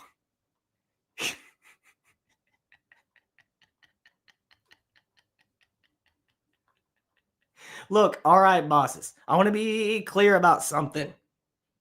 I don't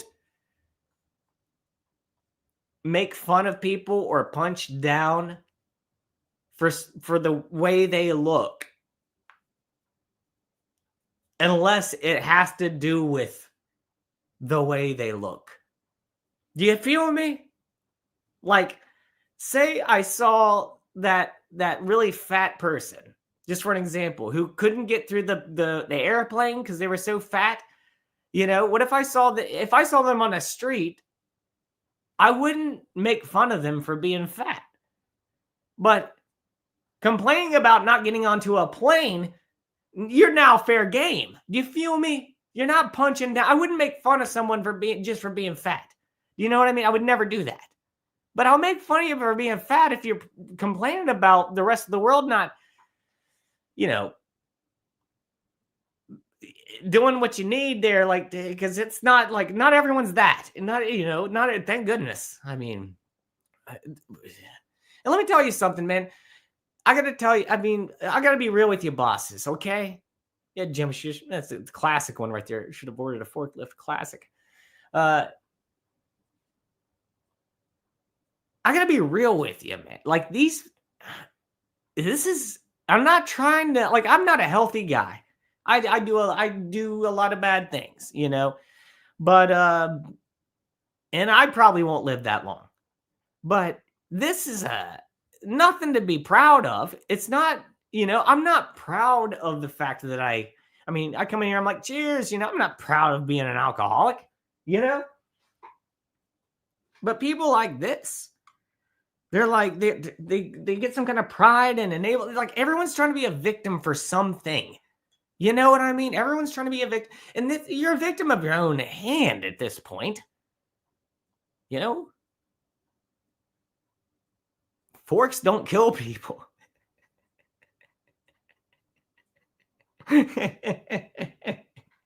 Forks don't kill people. Anyways. Is there any audio to this? Look at this.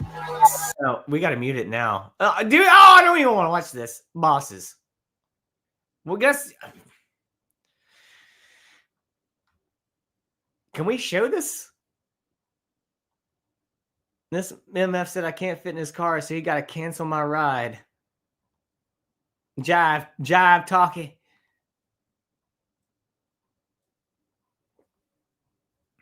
That's... The car's not that big, but I mean, I can't tell what kind of car it is. I can fit into any car. Hoff can fit into any car.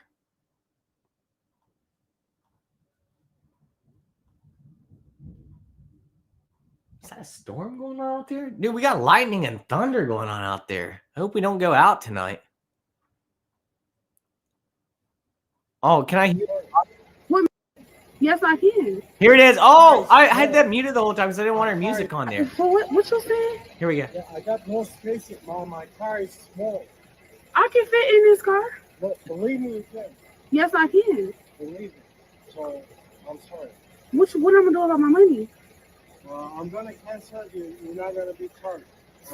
That guy driving Uber right there, I guarantee I've had him before. Oh, you telling me I can't get in the lift because I can't fit in your car? Yeah, you need to order a bigger car. What makes you think I can't fit in a car? Yeah, I'm sorry. What makes you think I can't fit in this car? Because the car is small in the back. My best friend has a Benz that's newer than this that I can fit in. That's the same size. Yeah, I'm sorry. I can't. So you really telling me? Think about it. She gets in there and, well, first and foremost, I don't think she can fit. And I'm not trying to be mean. We're talking about physics here. You know what I'm talking about? You can't put 8 pounds of potatoes in a 5-pound bag. Even that's what she did to her clothes. Physically, probably can't get in there. Did you know the movie RoboCop? RoboCop. You guys, one of my favorite movies of all time. It's a top 5er, RoboCop. Whenever they did the scenes where RoboCop is driving the cop car, he never had the legs on. He couldn't get in with the legs. So you think that this lady can get into the Uber? I mean, let's just be real here. You have to take your legs off. I'm too big to get in your car, so I gotta order another lift. And to be more specific with you, I got very tired tires. What I got to do with your tires? But she gets in there and she something happens. If she could fit in there, something happens to his ride, and that's his only job. He's screwed. He's out of work. You think she's gonna pay for his flat tire? Hell no. She gonna be like, your tire should have been up to par for my weight. All right. It would have been blame. If the tire would have popped, it would have been a whole different news story, but it still would have been a news story. I didn't get to my destination because Lyft didn't have the right proper tires on the car. Yeah, and you have no space. How you know I don't have no space? Yeah, I got no space in the back. How do you know I don't have no space? Great comment, Ronos. Because I tried before. Huh? Because I've been in this situation. So every big person you turn down because they can't fit in your car? Yeah, because they need to order the Uber XL. No, I don't never have to order an Uber XL. Then I'm really sorry. What's your name? Abraham Carter. Okay. Nope. I think I told you all the funny story recently about if I didn't, I'll reiterate. And we'll get right back to this. But we're having a casual fun night.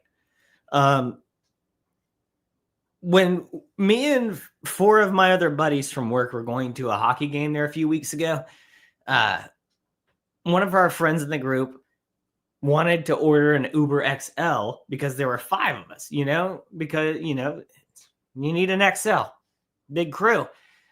You can't have, one in the front seat and then 4 people in the back seat of a car. Well, he accidentally ordered Uber Extra Comfort, not Uber XL. So it was just, so he got there, the guy pulls up and he was like, wow, I thought this was an Uber XL. He's like, no, it's an Uber Extra Comfort. I don't even know what that means. Because it was not extra comfortable with 4 grown-ass men in the back seat. We took it. And what's crazy is the fact that this guy took 5 grown-ass men in his car, and this dude didn't take 1 beautiful, lovely, talented young woman in his car. You know what I mean? She looked like Fat Bastard's wife. Fat bitch.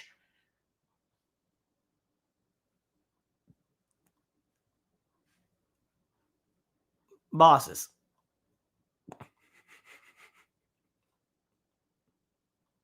Check this out. This is one of her performances.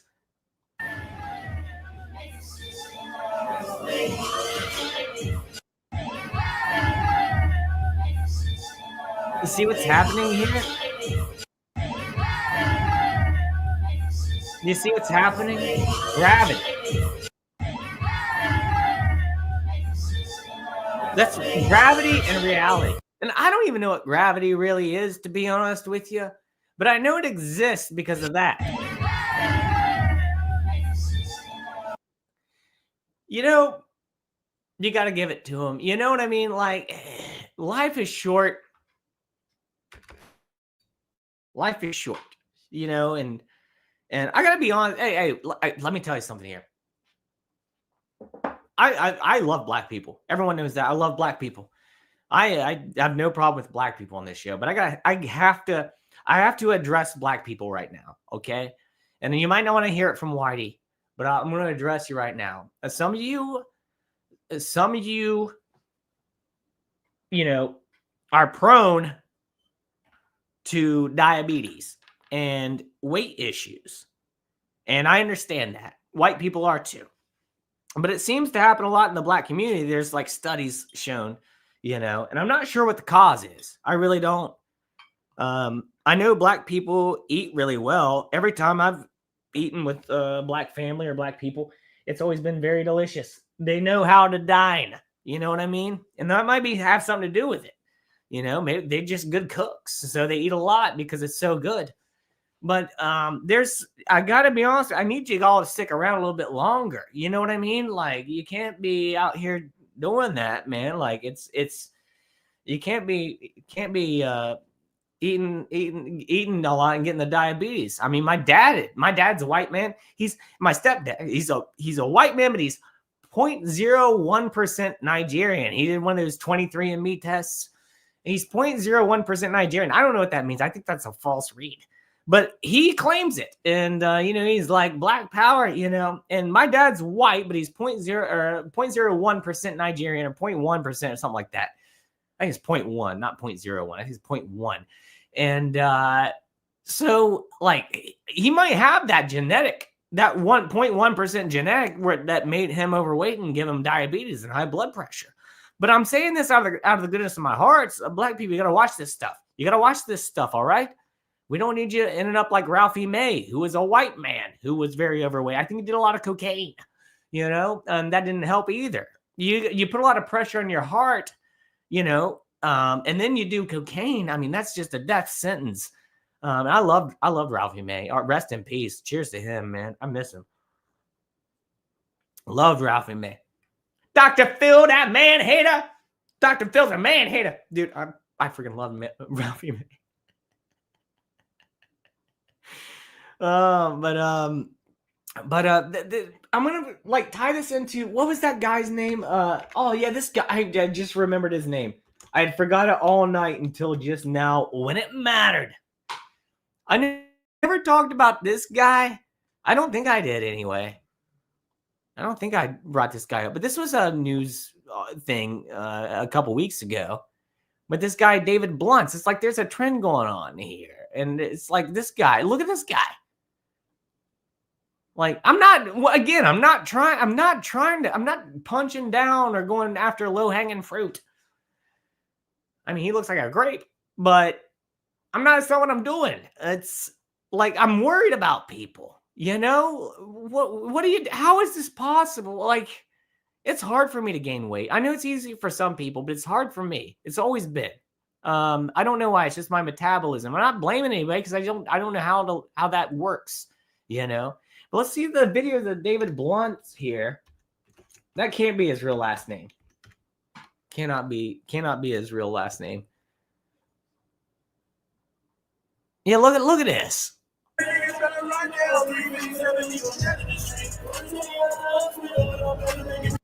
I have to mute that, I'm sure.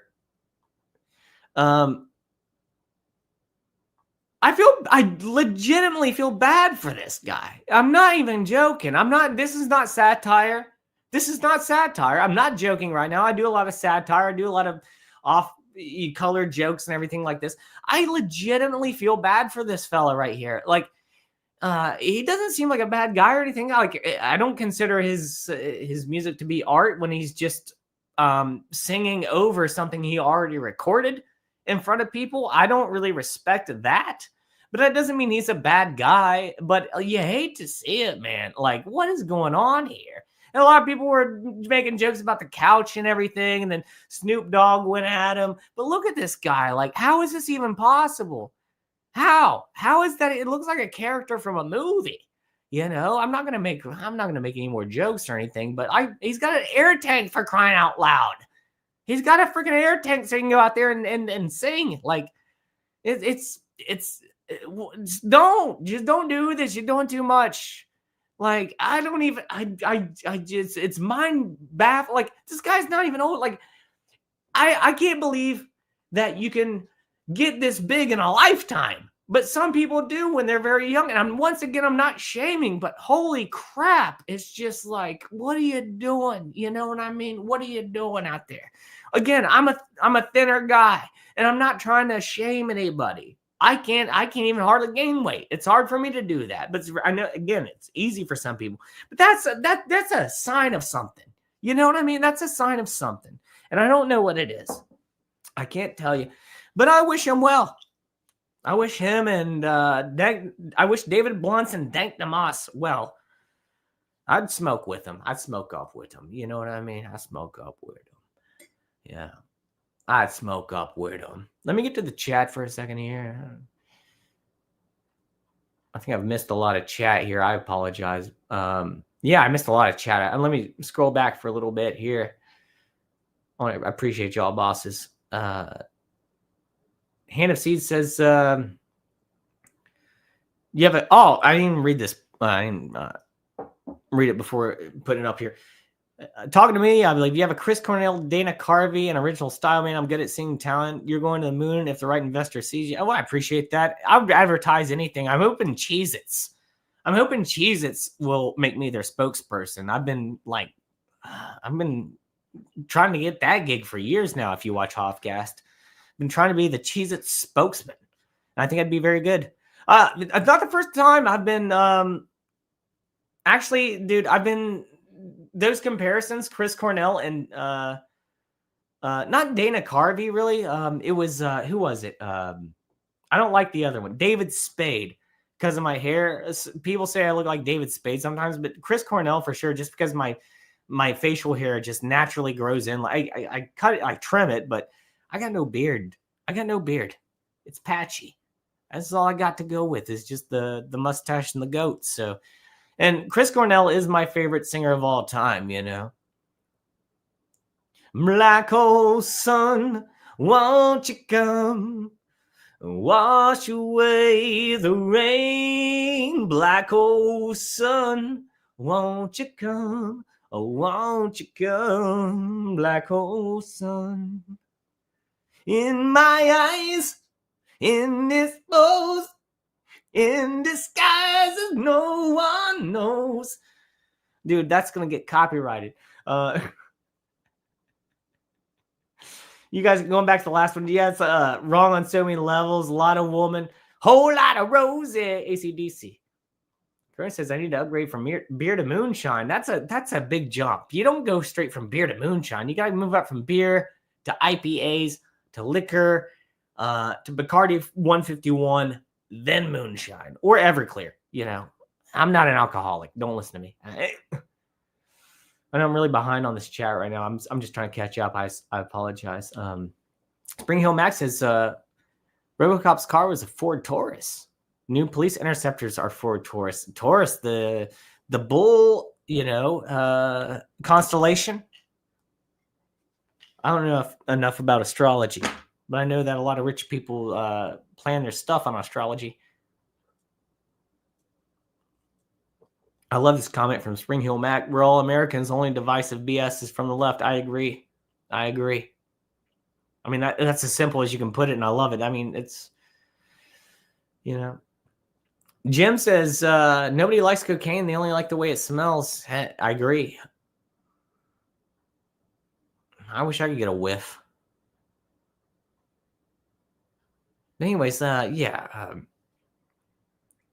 Yeah, man. I did want to. We got one subject I think left. Let me double check here. I could have talked about like 50 things tonight. Obviously, I didn't talk much about the plane crash. The one in New Jersey, I think it was New Jersey, right? Or Philadelphia. Was really weird. But I don't think there's much I can say about the whole plane crash. I said it earlier in the episode, like I don't want to cover that because everything is so scattered that if I say something about it, I might be putting out misinformation. And I do that enough. I'm not trying to intentionally do it. You know what I mean? That's why I say allegedly a lot and everything. I'm never trying to put out. That's a joke, by the way. I think I put out very good information for you, by the way. And you know, I think I put on a good show. If you like the show, hit the thumbs up button, by the way. Hey, helps my ego. But I don't try to put out bad information to anybody. You know what I mean? If I just show dumb videos and laugh at them. But to go into the helicopter plane crash and everything, it's not the vibe of this show. There's nothing to laugh at there. You know what I mean? It's a very sad, tragic event, and there's nothing. We really don't know exactly what happened. There's a lot of speculation. So you might be like, Hoff, why aren't you covering that this week? Well, just because I just don't feel right. I don't feel right doing it. And also, don't want to laugh about it. It's a tragedy, you know? I don't want to say it was this, and this.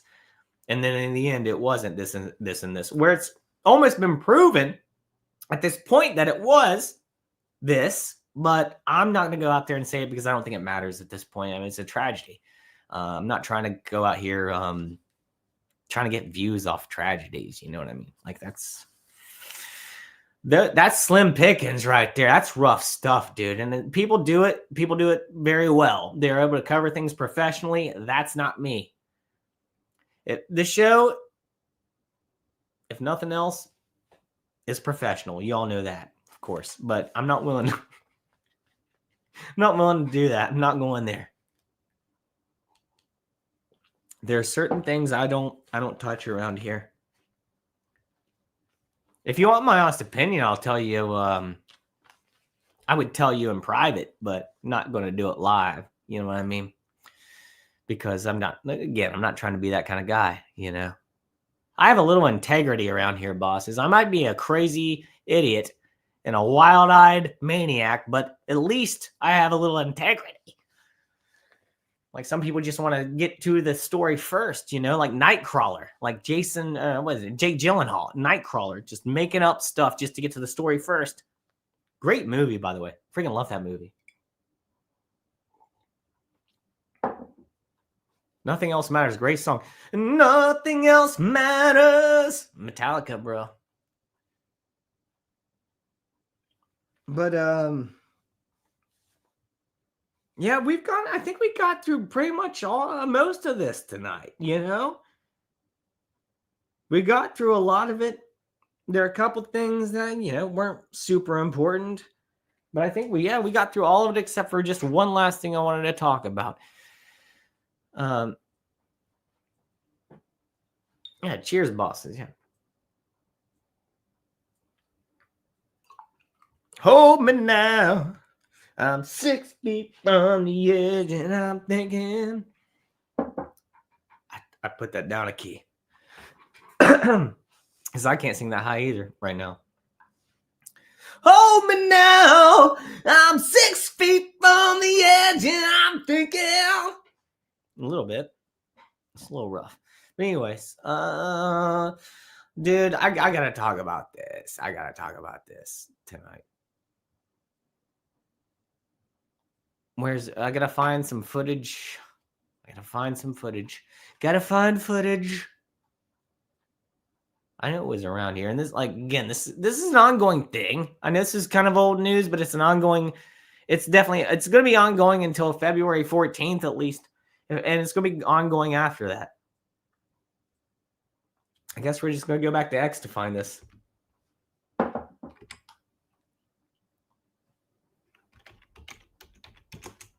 I know I saw it, man. I just appreciate you guys' patience. Love you, bosses.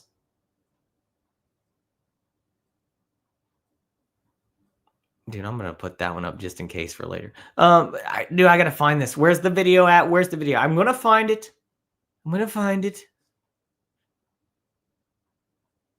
Yeah, it's just easier to search it, I guess.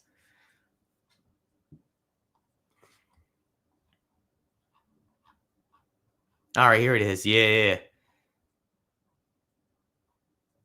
Yeah, here we go, bosses. I got a lot to say about this. If you watch Hoffcast, you know that Hoff is a proud American. I like to think I'm a patriot. I'm not a veteran. I never served, but I very much appreciate and thank the ones who have served for our country. Every single one of them. Kind of wish I had, but I'm kind of a smaller guy, you know. People think I'm big when they watch Hoffcast. I'm just an average sized dude. I'm not small, but I'm not big either. You know, people think I'm like 6 foot tall. I'm not many. You know, but I'm not tiny either. I'm just like I'm an average sized dude. You know what I mean? But I appreciate the veterans and the military and the troops and everything like that, man. I really do. Absolutely 100%. I'm an American. I love exactly Cronus. I'm Biggie Small. That's who I am. I'm Smalley Biggs. That's what I call my never mind.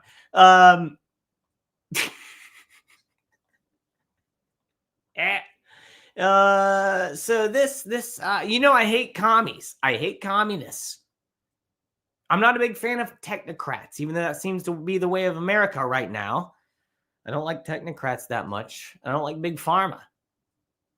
But I am America first. I do love this country, and I wouldn't move anywhere else. I don't even want to leave this country my entire life. I kind of have a phobia of leaving the country. You hear about a lot of bad things that happen when people leave the country. Brittany Griner ended up in jail in Russia for like months, you know. We've talked about Brittany Griner many times on this show, and she, you know, I like the ganja myself, you know. There's no secret. I like the ganja, and she got arrested in Russia for the ganja. She shouldn't have had it. Obviously, she went to a foreign country. I'm not defending her. We've made enough jokes, but I don't want to go to a different country, dude. I just don't. I don't want to leave America ever, unless Canada becomes America, the 51st state. Then I'll go up there and I'll watch some hockey. I won't need a passport to do it. But that's going to be good, dude. Once that happens, dude, once Trump makes Canada the 51st state, dude, that's going to be sick. I can just drive right up there, dude. Get all the syrup, watch all the hockey I can take, dude. Maybe even, maybe even see Justin Bieber. Did you guys see Justin Bieber recently? Dude, I don't know shit about Justin Bieber, but I saw this picture of him, and I don't hate the guy. I don't like his music, but I think he was a victim, man, of course, selling his soul. I think his parents sold his soul to the Illuminati, allegedly. Did you see this picture of Justin? There's a video of it. Check this out. This wasn't the subject I wanted to watch, but yeah. Look at this.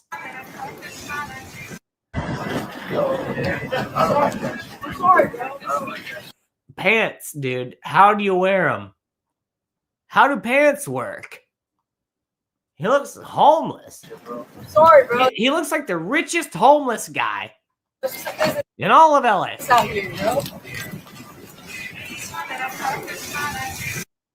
I feel bad for the guy. He had like a stroke. He's got like Lyme disease. And he got diddied. He got diddied probably many times. Allegedly. I mean, dang. I don't like his music. I think there was one song that was okay. And I never like listened to it, but I heard it on the radio. I'm like, so it's fine. It wasn't my thing. I can't name a song by the Biebs. But he is Canadian. I like Canada for the most part, you know. Besides Trudeau, I don't like their government. Like Canada's government sucks, but Canadian people are awesome. I'm an honorary Canadian. Went to a hockey game once where the Blue Jackets were playing the Habs, and we're sitting next to some Habs fans, and I made friends with them. And I told them, my favorite band is Rush, you know. I love Trailer Park Boys. My favorite sport is hockey. And they're like, well, you're an honorary Canadian. Where is Treston? Where's Treston? Treston truly believes I'm a Canadian. If I say his name, hopefully it'll just pop up. But Treston, who is a boss, who is normally in the chat here, he truly believes I'm Canadian. I'm not Canadian. Definitely not. Never been to Canada.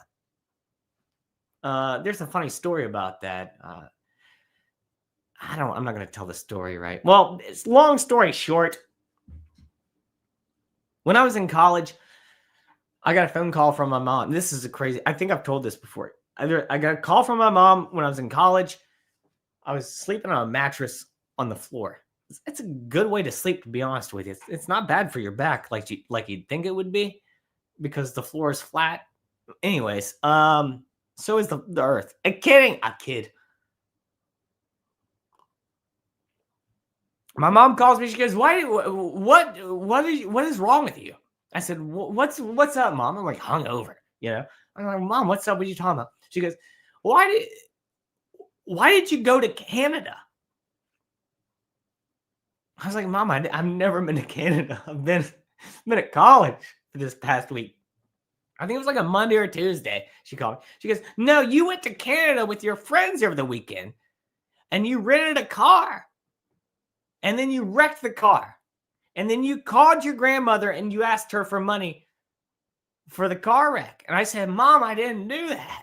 She goes, yes, you did. Your grandma called me. She told me all about it. I said, Mom, I swear I didn't do that. This is the most bizarre, like this is the most like mind F thing that ever happened to me in my life.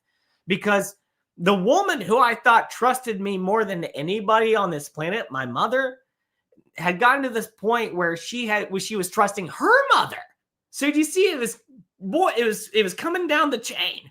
So my grandma, my mom's mom, was telling her that I had gone to Canada, rented a car, wrecked it, and then called my grandma to get money from her because I was too scared to tell my mom. And apparently I told my grandma, hey, don't tell my mom about this. And my grandma ratted me out. But here's the facts. I never went to Canada. It was a scam. It was a scam phone call that my grandma got. It later came out. But the fact remains, there was a good 3 days where I couldn't convince my mom that I didn't go to Canada, and which is blowing my mind because she trusted her mom more than her son. She was in between. She goes, where's my trust lie? Does it lie in my son or my mom? Who's more likely to lie to me? My mom or my son? And my grandma wasn't lying to my mom. She was old. She was in her 80s. And apparently these scammers call and they go, hey, it's your favorite grandson. And she'll go, hey, Hoff. You know what I mean? And they'd be like, yeah, it's Hoff. Yeah, hey. And that's what happened. My grandma got scammed to like $3,000. And they blamed it on me for like 3 days. I was like, I'm innocent. I've never been to Canada. I swear I've never been to Canada. That's a true story, bosses. I mean, literally. And my mom found out later. It took her a long time to find out. But, and it was at the point where, I mean, I was drinking a lot at the time, you know, in college. I was drinking a lot. I was partying a lot. She kind of had me. There was a few moments where I was like, did I black out and do this? There's no way I can black out for days and go to Canada. That's not possible. You know what I mean? Like, you can't black out drunk for days and go to Canada and be that productive. So I kind of like took that out of the equation. I was like, there's no way. There's no way you can be that messed up. I've seen hangover movies. It's not like that in real life. It's like you get wasted, you fall asleep, wake up in Canada. I'd remember that. But yeah, my grandma sent him money though. Sent him like $3,000. You know, is it? You know what it is? It's a damn shame. Yeah, man. Sure is. And my mom was like, let me tell you, son, you are God's greatest mistake. That's what my mom was saying to me at the time. My mom was like, Hoff, let me tell you, son, you are God's greatest mistake. She was ready to kill me. You know, my mom's the nicest woman. My mom's a female angel.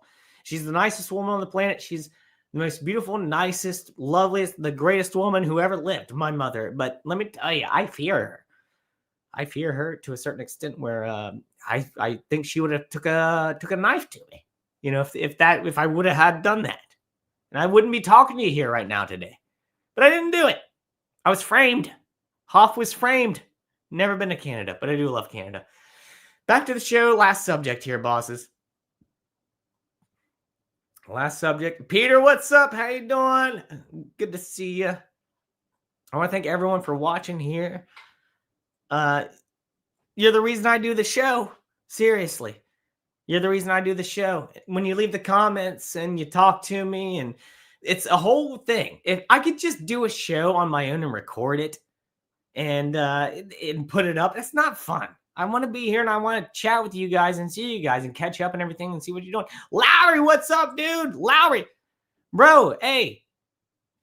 Look, Lowry, if you got time, I'm on my last subject. I was just about to put a StreamYard link into the chat. If you would like, if you got time, bro, you're welcome to come hang out with me and probably maybe a couple other bosses here tonight. But no pressure there. But it's good to see you, Lowry. Man, hope you're doing well. God bless you, brother. Good to see you. Like I said, no pressure. You don't have to stick around or anything, but it's out there. And say hey to Crumb for me, man. I like to, I like when I see Crumb.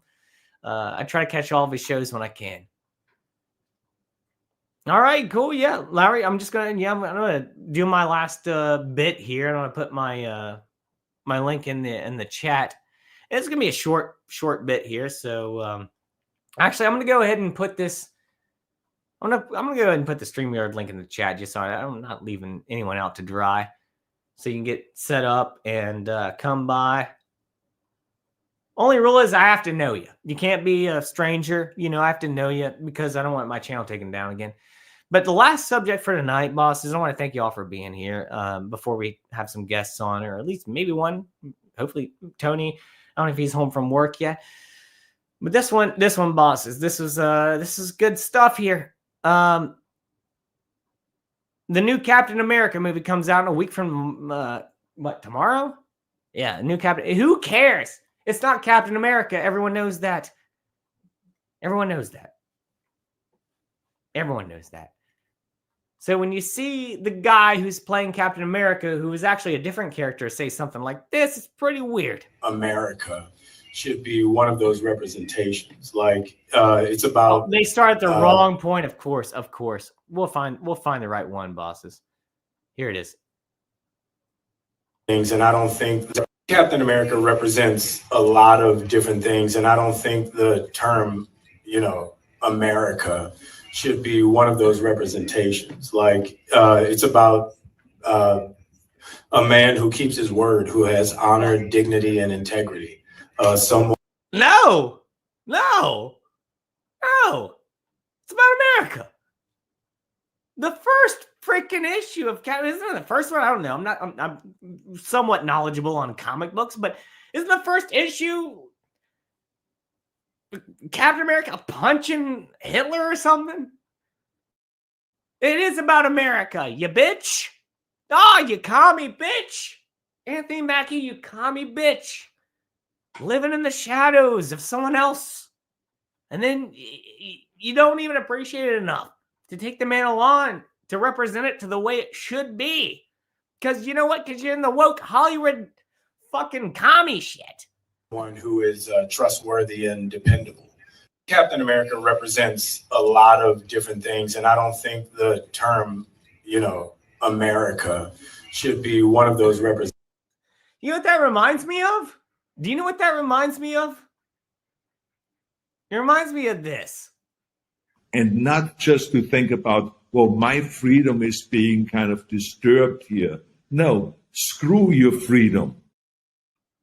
Hey, guests backstage, would you like to come on right now and chat about this? Cool. I just wanted to ask you before I brought you up. Lowry, what's up, brother? Dude, it's been a hot minute, man. I know, man. I know, dude. Like a couple years, right? Yeah, I believe so, dude. It doesn't feel like that long, but it's been I think it's been 2-3 years. Well, it's not since I've been been that on. long since I've seen you because I see you with Crumb sometimes. I'll lurk or I'll watch Crumb. I still love Crumb. Dude, have you checked out my new show, Tinfoil Sombrero? With Tinfoil Sombrero? Yeah, dude. It's we've been doing it. We're on episode 38. It's weekly, so 38 weeks. Well, when are you gonna invite me on? Well, I don't know. We might have to talk about that a little bit because you're like one of my early, back in the 2020 disaster days. Yeah. I remember when everybody was like, well, I can't do anything else, so I guess we have to learn how to podcast. Exactly. Dude, do you remember how I found out about here I want to take the screen sharing off just for now. Sure. Do you know how I found out about Crumb? No. When I say it, you're gonna be like, oh yeah. So I was watching InfoWars and they used his clip. Oh yeah, because they played one of those tracks that he did. It was the AC/DC song. Yeah. Dude, can we watch that? I want to put that on here in a minute. I think you can. It hasn't been getting copyright strikes for him, so I'm not sure if you're worried about that or not. I think he'd allow it. No, he'd be fine. He'd be fine with that. I'll just plug his channel real fast. It's Don't Follow Crumb on YouTube. It Crumb's the man. And he's super fun. Does some music. It's really funny. It's it's a little fringy like all of us are, but it's it is. You should play it if you can find it. Yeah, I'm gonna play it right now. I'm gonna introduce Jim. What's up, Jim? Hello, everybody. We also have Tony Nasser as well. How you doing, Jim? So far, so good. Before we share this, Lowry, dude, I noticed. I mean, I still follow you on the Instas, and it seems like, dude, you're always out and about doing something or doing cool shows and stuff. I mean, it seems like you're being pretty successful out there. Is that working out for you? Well, successful. Well, I'm successfully out there a lot. Nico and I, we do both the Reckoner channel, also my other channel, the Reckoner, is also on YouTube. But we've been doing that one and Tinfoil Sombrero. And I jump in a lot of other streams, just because of, what happened? Like, it was 2020 and like all of us started turning inward into our studios. Yeah. And we all ran into each other. It was like a train wreck. And I remember, like, you were like, when I very first got my studio set up, because I've been a musician, so I record music all the time, but I had no idea what broadcasting was. No idea. I had no idea of like how to do this thing, which is basically having conversation with people or having a radio show. Only it's through YouTube. It's no different than terrestrial radio. And I remember going on, like, I was just like, who's this guy? I'm just going to jump on here. I have no idea. It's your show. And I'm going to see how, I really, like, honestly, I got to be honest, I was kind of using you to see how it works. But you were funny enough. I was like, okay, this guy's funny. I'm going to just jump on and see how this works. Isn't it crazy? Yeah, Dude, that's crazy. And now we're here right now in the present talking again. Yeah, it's been, that was 4 years ago, dude. Yeah. 4 years. And I honestly, I love life. I'm on YouTube about once a day, at least. And I always check the subs, and I hadn't seen you come up in a while, and you popped up tonight. So I was talking to Nico. I was like, oh, I got to jump on here for a second. I get shadow banned a lot, man. I'm surprised you got any notification. Yeah, we're all kind of in that same boat, dude. But also, I think my benefit to tonight is I'm streaming at a time no one else does. Yeah. And it wasn't intentional. I had to, or else the episode wouldn't have happened this week because I was sick on Sunday. So I postponed it till tonight. And it seems to work out for the best, or else we wouldn't be talking right now, man. It's good to see you, dude. The thing is, dude, Lowry, when you show up to a show, man, you're like a fan favorite for everybody. Everyone likes you, man. You're just such a humble guy. You're such a well-spoken, nice, just kind-hearted fella. No, it's called being, it's called based. Talking again, man.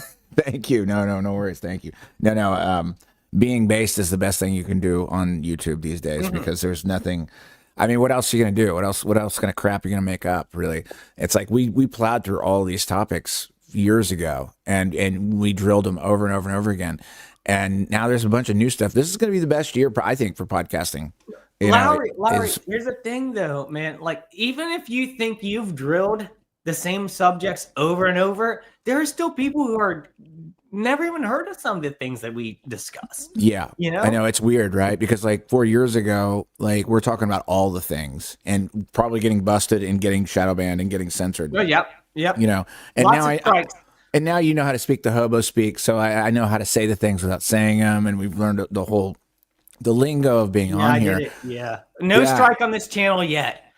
Yeah, you're doing good, and I will not strike your channel. I know very well what words to say and what not to say.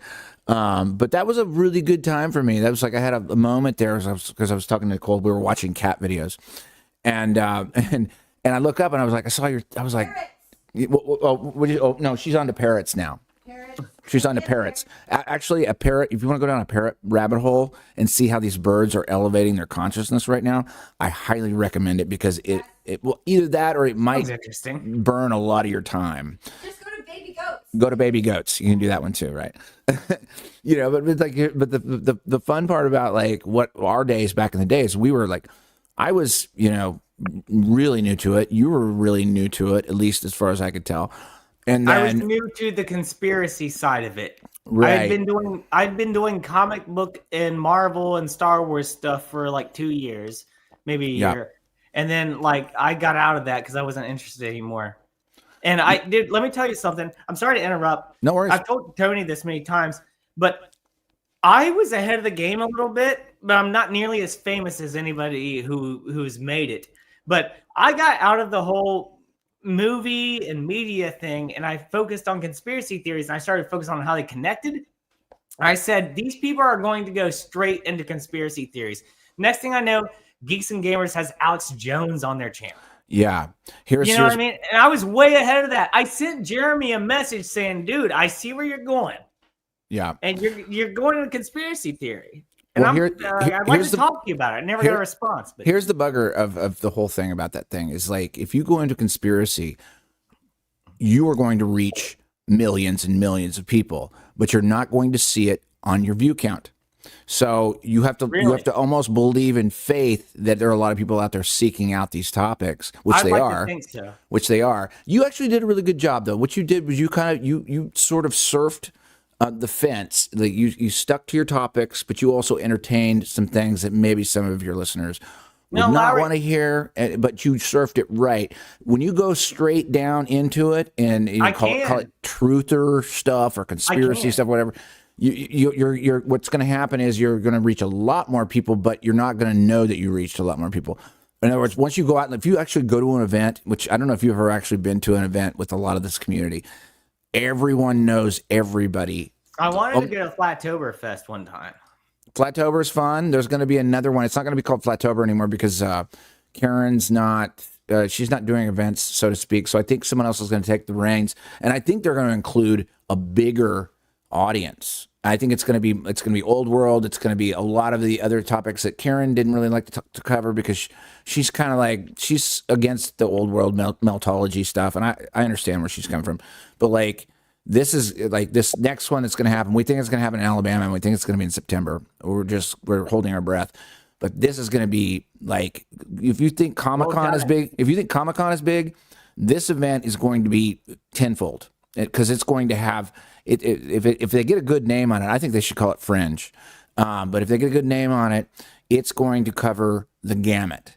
And a matter of fact, it might even have comic book people there, for all we know, because the scene is so large and it's so shadow banned and so oppressed by YouTube that people are going to travel and go do this thing. And we've got enough people now in particular positions where you can sit out there and you can actually talk about these topics that nobody wanted to talk about before, these taboo things. Yeah. Lowry, I don't know. I don't think you were watching my show earlier, but I'm going tomorrow. Actually, today. It's today now. It's the 6th now. I'm going this evening to see one of the biggest flat earthers in the world. Oh, who's that? Eddie Bravo. Oh shit! Yeah, Bravo. We're trying to get him on Tinfoil Sombrero too. We're gonna get him, and we're gonna get Sam Tripoli. I'm going to see Tinfoil Hat live tomorrow night. Dude, okay. So, if you talk to him, if you get a chance to talk to him, he already knows our other co-host. You should tell him about Tinfoil Sombrero because our co-host actually recommended to Eddie Bravo that he name his show Tinfoil Sombrero, and he didn't. He didn't do it. He just named. No, it's not. Sorry, let me get this straight. Sam Tripoli. He said to Sam Tripoli. But when you talk to Eddie Bravo, if you get a chance, tell him that the guy that suggested tinfoil sombrero to stem Tripoli, he had said, well, if you're not going to take it, I'm going to go ahead and use it. So we used it. So our show is, and he's going to remember this stuff because we want to get him on. And we've already had all the heavy hitters on. Yeah. But send me a message later. Send me a text or a message or something, dude. Yeah. And I'll read it to him. Just tell me what you want me to read him. I'll do it. Okay. Remind that's tomorrow night. Yeah, I'm going. It's 7 p.m. This evening, the 6th. It's just like today. Where are you at? What time is it? I'm in Eastern. I'm in Brooklyn. Oh, okay. Yeah. So it's tonight, the 6th. Yeah. Yeah. So like, I never know where you're at. You're at Carmen, San Diego. I never know where you're at. Are you still on the Hoffcast at Gmail? Is that what it is? Yeah. Mm-hmm. All right. So I will definitely send you an email tomorrow just with the details because we do want to get either. I will probably talk to him, dude. If I can talk to him, I will, because if you didn't see him earlier in the episode, I said like my grail is to be on Tinfoil Hat. That's my, like, if I can be a guest on there, I will feel like I've made it. And that's a huge accomplishment. I've been trying to do that for 5 years now. I've talked to Sam. Last time I met him, I gave him my link. I've talked to him on the in the messages and everything, and it gets to a point always where he doesn't respond anymore. Well, Tripoli is a cool cat in that he talks to the regular guys out there in internet land, but he's probably also overwhelmed. Yeah, for sure. So, and I also don't want to put you through that. You don't have to talk to him, but if you get a chance to talk to him, I'm definitely going to if I get probably the chance, remember. For sure. I want to. We're talking about Eddie tomorrow. I don't know. Sam Tripoli is a different one, but the thing about it is like I want to talk to both of them. The triangularity of Tripoli versus our show versus a lot of the cats that we talk to weekly is hardcore, and it's really solid, and everybody has a lot of respect. Yeah. Sorry to interrupt you, man. Go ahead. Sorry. Go ahead.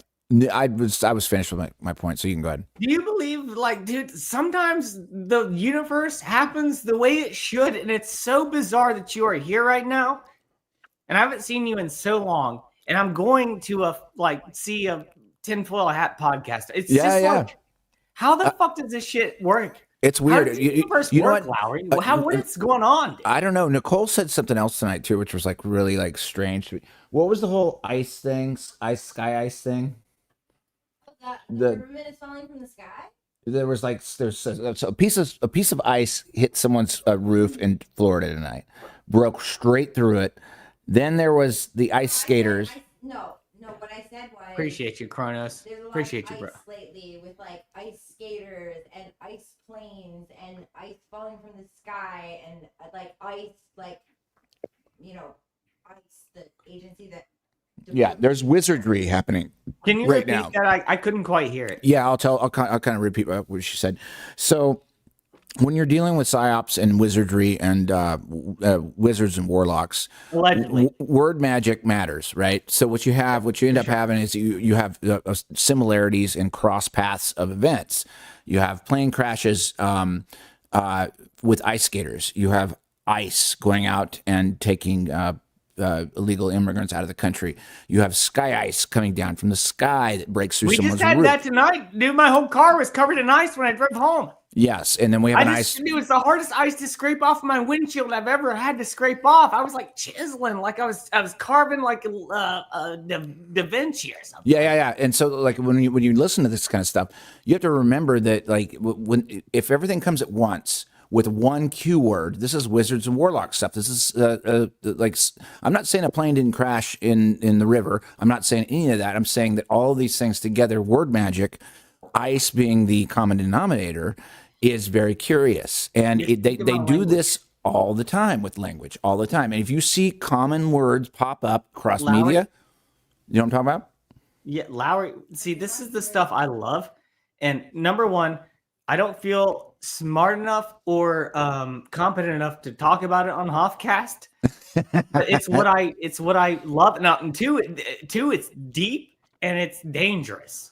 What we're talking about right now. Yeah, I love it. Continue. I'm not trying to censor you. Go ahead. Say whatever you want. Yeah. I love this conversation. And that was actually Nico that like brought that to my remembrance, because like I forget like how the breadth of how psyops work. It's really just a large large amount of language heading at you from all sources. In other words, radio, TV, internet, print, everything else. They use word magic, and they keep the same words across the board of a lot of different stories. Like Now, Operation Mockingbird. yeah, and Dude, actually, I shouldn't even say that because I did a video on that once and it got me a strike. yeah, but you can just do the thing with quotes. I've used this before. Allegedly. You know the thing that Allegedly. allegedly. But but we're in probably what I think is going to be the biggest year ever for just no, don't call it conspiracy. That's such an old word. Fuck that word. It's so I know, it's so I don't like, like it, it's but so it's like what it 90s. is, you know what It's I so like mean? 90s. Yeah, so it's like when you go and you move forward into this stuff, really understanding how word magic gets played on you. And you suddenly, like, you see the same word over and over again. Oh, here's a classic example. This is in numerology. 33. You will see 33 in Runway 33. You will see 33 in everything. Every press piece, every Dude, I got Grammy. videos on this. Dude, Crumb edited one of my videos. Yeah. The one that with all the I think it was the 666s. Crumb, I did a decent edit myself, but I'm not good at it. And then Crumb made a better one where it's like and it spit up through it, and it was pretty successful on BitChute. Yeah, I mean, but it's not as difficult as people think.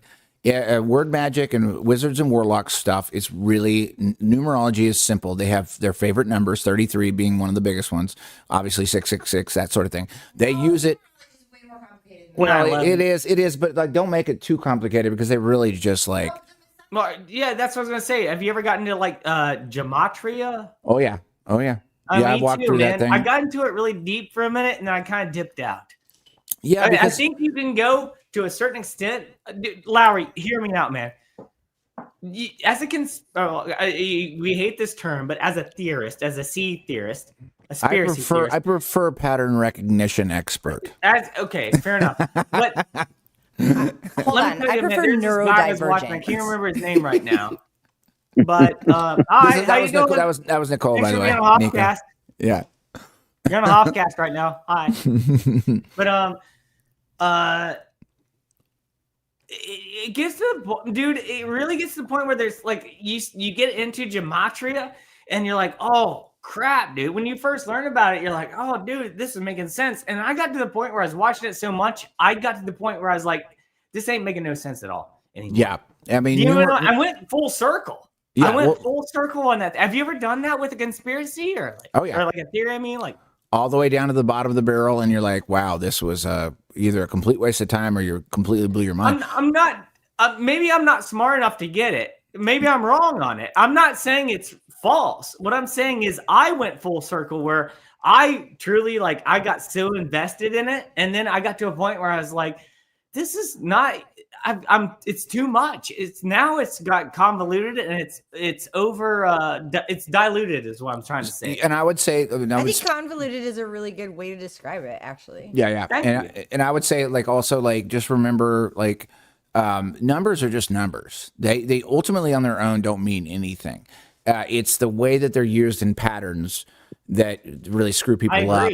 And then, but you can also, because they use them, and I say numbers are symbols. Numbers are symbols. They have an effect on your mind when you look at them, right? So, like, and that will affect the way that you put your energy back out into the universe, your consciousness, whatever it is that your intentions are, everything else. And they can use numbers to influence your soul and make you react in a certain way, certain combinations, because they believe that.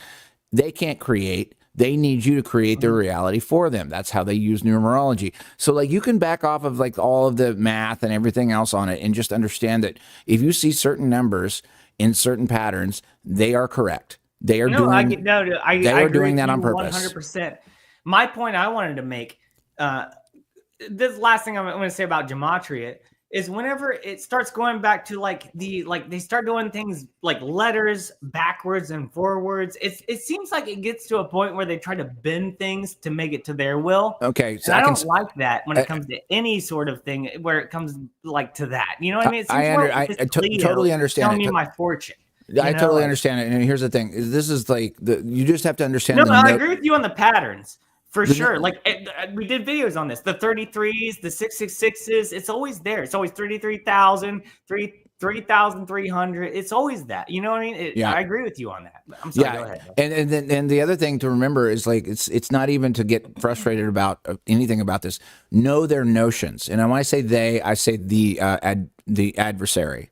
The adversary being a very small amount of people that control a very large amount of people. That's what I mean. You can call it Jesuits, you can call it Phoenicians, you can call it Masons, you can call it whatever you want. But what their notions are and their behavioral patterns are to use these patterns and numbers. So, like, if you understand how they use them, you can recognize it. And when you see it, it's a resonance. Lowry, isn't it part of the fact that they believe that they have to kind of tell you in some way what they're doing? Yeah, it's a revelation in of order to method. clear their consciousness or their karma or their spirituality. It's a karmic. It's a karmic they put relief. it on us that if we don't recognize it, then it's on us. And Yes. it's their hands are clean. You're Am I exactly wrong? right. You're exactly right on that. And I would tell you, like, and I would further reinforce the fact that if you take an average media article that you read or whatever, if you're actually engaging in mainstream media, which I hope most people on here listening aren't, but if you do want to engage mainstream media, it takes about 2 seconds. If you see certain patterns, which are usually number patterns, they'll use the same numbers every single time. You know it's a psyop. You know it is a mind control device to get you to believe a certain way. Out there, man. And they do it, and it's revelation of the method. It's widespread. Most of us are trying to figure it out, and we're kind of getting to the bottom of it now. Basic Lowry, cryptology. I will play devil's advocate. Sure. I like to do this. Okay. Sure. When I play devil's advocate, it doesn't mean I believe what I'm saying, but I try to see another side of it. So Sure. the 33, okay? 33.333 infinitely is 1/3 of something, right? Yes. So what if they just estimate sometimes in the media that 1/3 is this, and they just put that number out just generically? I would say that's a good argument for, at least. Again, I don't believe that. I'm just arguing it. But go ahead. Okay. So like my retort would be, Well, the bottom third is the decision maker. Like when you have two sides that are 50-50 and then you have one that is 1/3 each, then it's going to sway. So the 3 makes a big difference in like the whole grand scheme. It evens it out too. It becomes less of a 2-sided thing to a 3-sided thing. Am I wrong? Exactly. So the bottom third is what like politics is based on it. Everything is based on the bottom third. It's a good conversation right here. Yeah, and I would also tell you too that it was really important to understand because, like, I've read the Bible. I'm Christian friendly. I don't understand a lot about religion in general. I was not raised that way. I do understand. I do understand that Jesus Christ died on his 33rd birthday, if I remember right. Is that correct? Yeah, that's correct. And then he's then there's the elements of his actual he was birthday. away for 33 years. He's away for 33 years. I don't know, but then it's also his actual birthday. Quite possibly could have been on September 11th, which is also something to consider His when we talk about birthday this. was definitely not on December 25th. No, I it mean, wasn't. I don't That's know when pagan. it was. In my opinion, I think it was more of March or April. But Well, that's they mine. talk about in the biblical community. They talk about March 21st or 22nd. Please don't mark my word on that. Look it up. But that's the actual New Year. But that doesn't. I don't think it's his birthday. That was Lowry, because if you think about this, like I've said this many times on Hoffcast, December shouldn't be the 12th month of the year. It should be the 10th. It's Deca. October, octopus, octagon, 8. It should be the 8th month, not the 10th. Right. We're too off. They're too off. Well, if he was conceived in March and then he was March, died April, in May, December, June, that's July, 9 August, months. September would have been 7 months. It's possible. 9 months. Dude, March, March April, is May, 3, June, December July, is 9, August, is September. 12, That was so- it's 7, but like again, these dates I cannot confirm these, but Lowry, No, that's 9 months. I got October, something November, great to show December. you, bud. yeah. I'm gonna have to upload it to my drive and then present it. But I just saw this the other day. I've been trying to connect the dots for a long time on things, and I still haven't done it completely. But this diagram, which I probably shouldn't even show on Hoffcast, I'm going to show. And Yeah, this should be pretty interesting. This should bring up some good discussion. Dude, thank you so much again for being here, Lowry. I appreciate it. And Dude, Tony and Jim, by the way, hey, you guys are still here. Say hi. We didn't Oh, forget about absolutely. What's up, Jim? Tony? You know, sorry, we both guarded the the whole show, but yeah. on the number 33, that was one of the runways for the the DC helicopter plane crash. Yeah, which is weird. Isn't that weird? Yep. It's just like that 33 keeps coming up, you know? I don't know that much about it, but it's just curious to me. Dude, in general. Beyonce won a country album. Beyonce, okay? Destiny's Child Beyonce won Best Country Artist for her here we go. 33rd Grammy. Here we go. I love There it. are no coincidences. Hey, can you tell me where is Beyonce from? Beyonce? Probably from where's she Brooklyn. from? Well, I know hold that on. Rihanna is from the Caribbean. Or LA. But I think Beyonce is. You know what? I don't know, actually. Okay. Well, I feel let like me look she's it from up. like the Midwest, like some weird like Louisiana or like maybe Oklahoma or something like that. I feel like it's weird. Let me see here.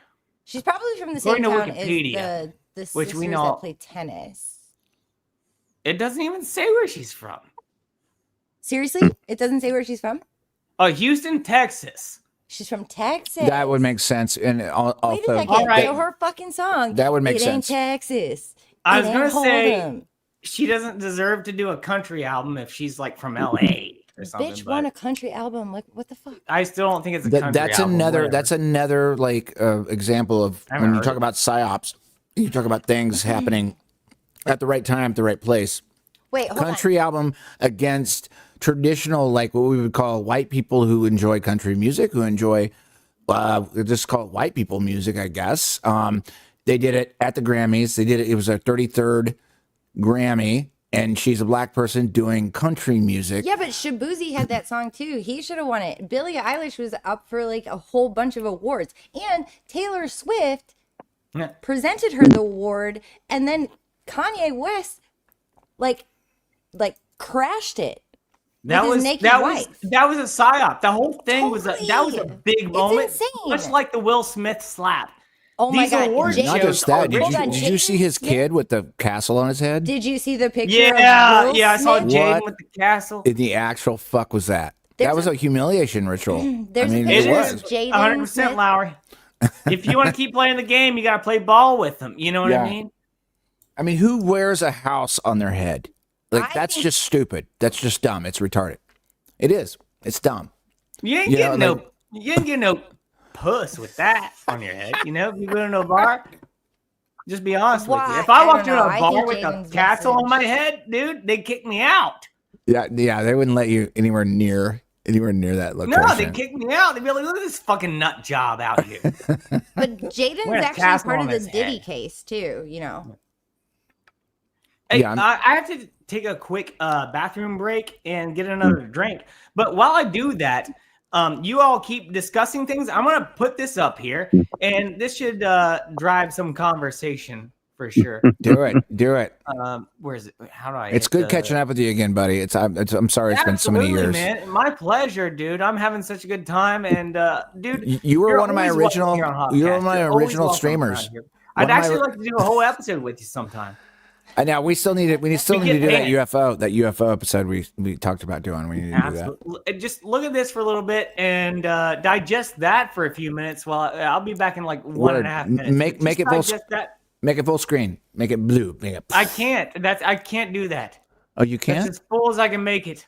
Are you on StreamYard? Yeah. Okay, you haven't figured that one out yet. We figured that one out. No, But I'm go also ahead. on a new computer where things are different too. Play it. We'll watch it. No, it's not a video. It's just the picture. Oh, okay. I see what you're doing. Yeah. Yeah. No, yeah. There's a lot to be seen there. There's a lot there, dude. Where'd it go? There's my thumbnails. Hold on. Bring it up. Yeah. Look at Yeah, this. dude. As above, so You below, right in the brought middle. 9/11 a minute ago because of Jesus and 33. Look at this. We got the Star of David. We got the cube, the Saturn cube.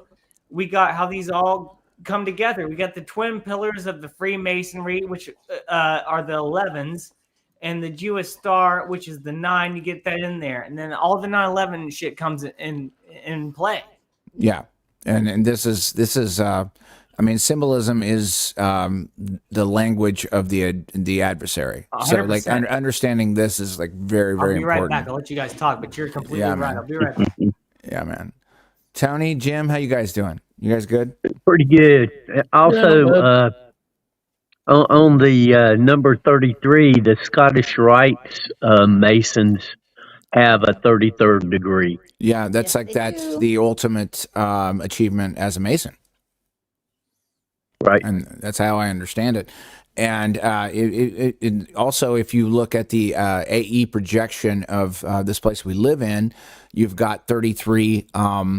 You got 33 degrees of positions on the place that we live in. Then it goes, and you look at it. It's you check it out on a UN map, or if you check it out on the AE projection, there's 33 positions, and it gets wider as it goes out from the north. But it's still 33. So that number is really powerful for people. And I think, honestly, that gets applied to Jesus Christ a lot because of his 30, he died at 33. I think there's a lot of crossover. And I think that was the point we were trying to make earlier, Tony, Jim, is that we were trying to understand, like, well, how does word magic work? And, like, how does that go out to people? And, if you can, they say it was Goebbels, even though I'm not even sure the Nazis were that bad at people at this point in time. The more stuff I'm learning. But like they talked about, it was Goebbels that talked about, if you tell a lie big enough, everybody will believe it. Right. And, So you tell a lie 13 times. If you repeat a lie, eventually people will accept it as truth. Yeah. Yep. Yeah. And you do that over the course of years or generations. That's where you get your that's where you get your globe Earth psyop, is like they taught it over the course of generations. But like it works with everything. It works with all sorts of historical data. There's all sorts of stuff coming out now that's describing a World War II that we understood.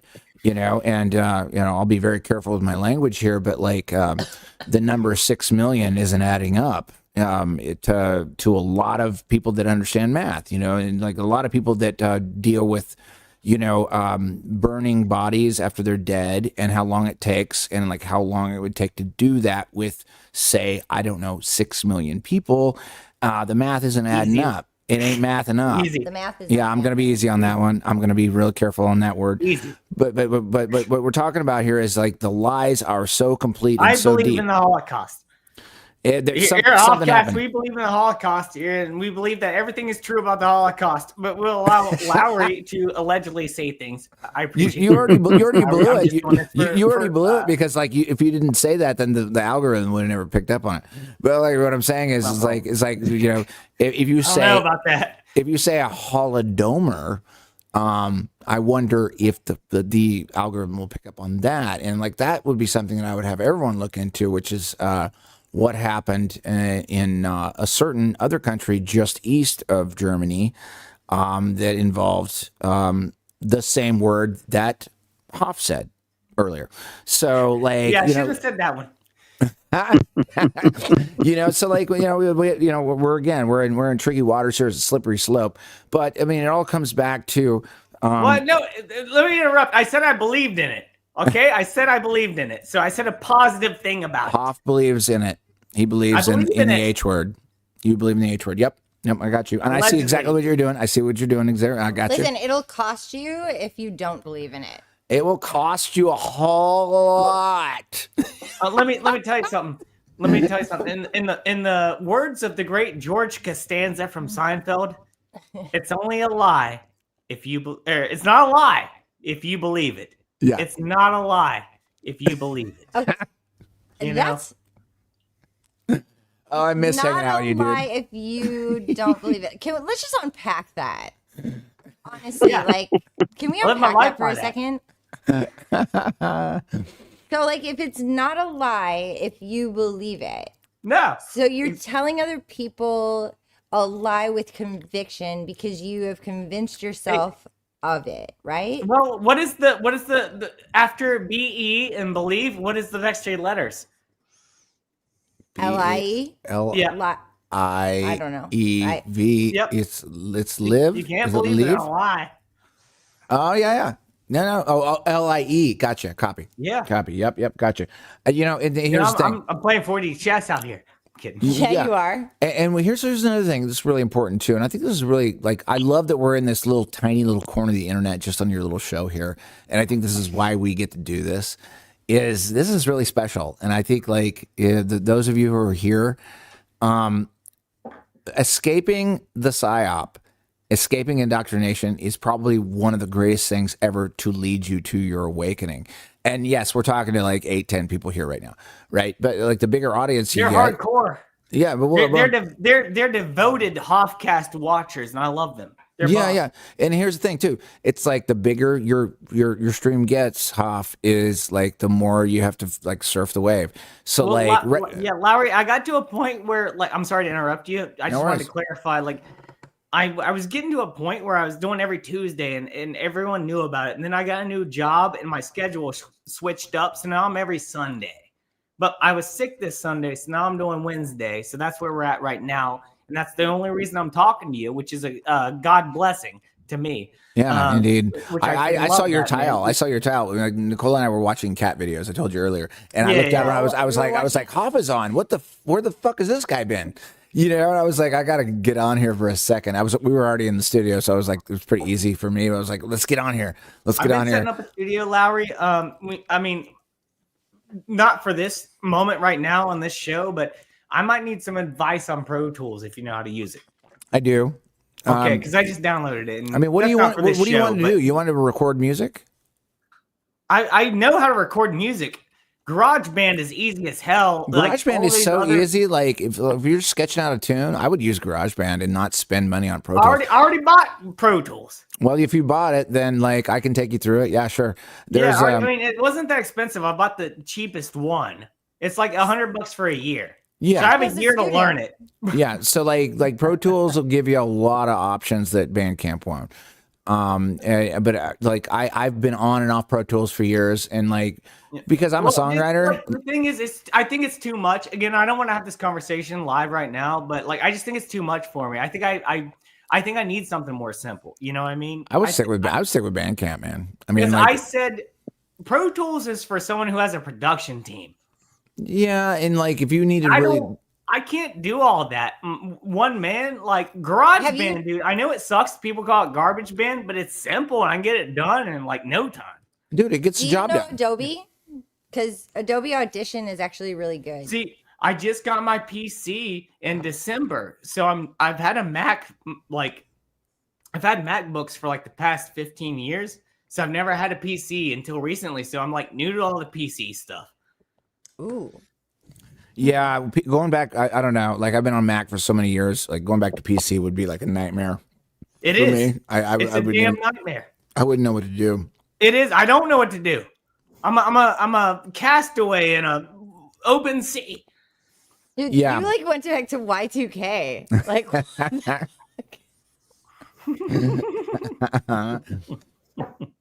Yeah, this thing's powerful though. The only reason I'm talking to you right now is because of the PC, because my old laptop wasn't working anymore. That's why I got this one. Yeah, I'm on I think 2016 MacBook Pro, and then I've got a Mac desktop here, which I pretty much figure I get another maybe 2 years out of. But I can't believe you went back to PC, because Mac for me, it's it works every time.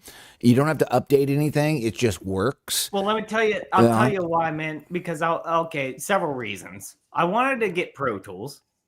I wanted a more powerful system because my MacBook, dude, 8 years old. And I wanted a bigger system. And I'm very glad what I got, dude, because my video games look insane. So you bought a hot rod, basically. Yeah. Well, no, not top of the line. It was actually a bottom end model, but yeah, I mean, this thing works it's fire. Yeah. It's a meta PC. There was our buddy, you know Mark Sargent, right? Yeah, he's totally. Well, I don't know him personally, but I know who he is. He's PC guy, and I want to just scream at him because half the time his production doesn't come up right. But his mind is so set in PC because he's been doing it for so many years. Yeah, because Mac sucked when Mark was doing tech. Yeah. Back in the 90s. Yeah, so it depends. Well, I think there's benefits. There's pros and cons to each for sure. There is. You know, there's definitely pros and cons to each. Yeah. Yeah, man. But you know what you haven't missed? And I'll give it to you straight here, man. What you haven't missed is the amount of vitriol that has been in the conspiratorial community. The FE community? Months. Oh, yeah. It's just been. No, I'm actually a little bit aware of wreck. it, but train wreck, man. Total train wreck. Okay, does that have anything to do with Owen Benjamin? No, actually, Owen is who cares? I love Owen, but he's now to the point where he's truly just like a joker of the court. So yeah, he's a troll. He's a strip troll. Yeah, no, it was the Antarctica thing that really. Yeah, no, Owen Benjamin's name has nothing. Dude, I covered the Antarctica thing. I did a video about it. Yeah. So that's been a big. What do you think about it? I think the I want to hear what you think about it. That's going to be interesting. Would you like me to give you an aside on that? A what? An aside? Would you like me to give you a soliloquy? Yes, of course. I'm so interested in it. I need to know. Yeah, Wait, you have to start back from when you were live with Jaron on Reckoner and you wanted measurements. Yeah. Okay. So here's what went down. All right. So a lot of people that don't understand cosmology wouldn't even understand this concept whatsoever. But according to the globularist view of the place that we live in, you get further south, which I call out in all directions, all the way around you, south, out. North is inward, Arctic, Antarctic. The Antarctic is like this.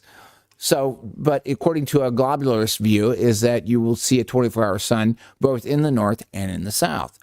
And they, some pastor named Will Duffy came out of nowhere and somehow just managed to spend $500,000 of his own money. I did something like that. I don't know if it was 500,000. It was somewhere in that realm to deliver Jaronism and What's It Gets It down to the south. And I say down as in out to the south.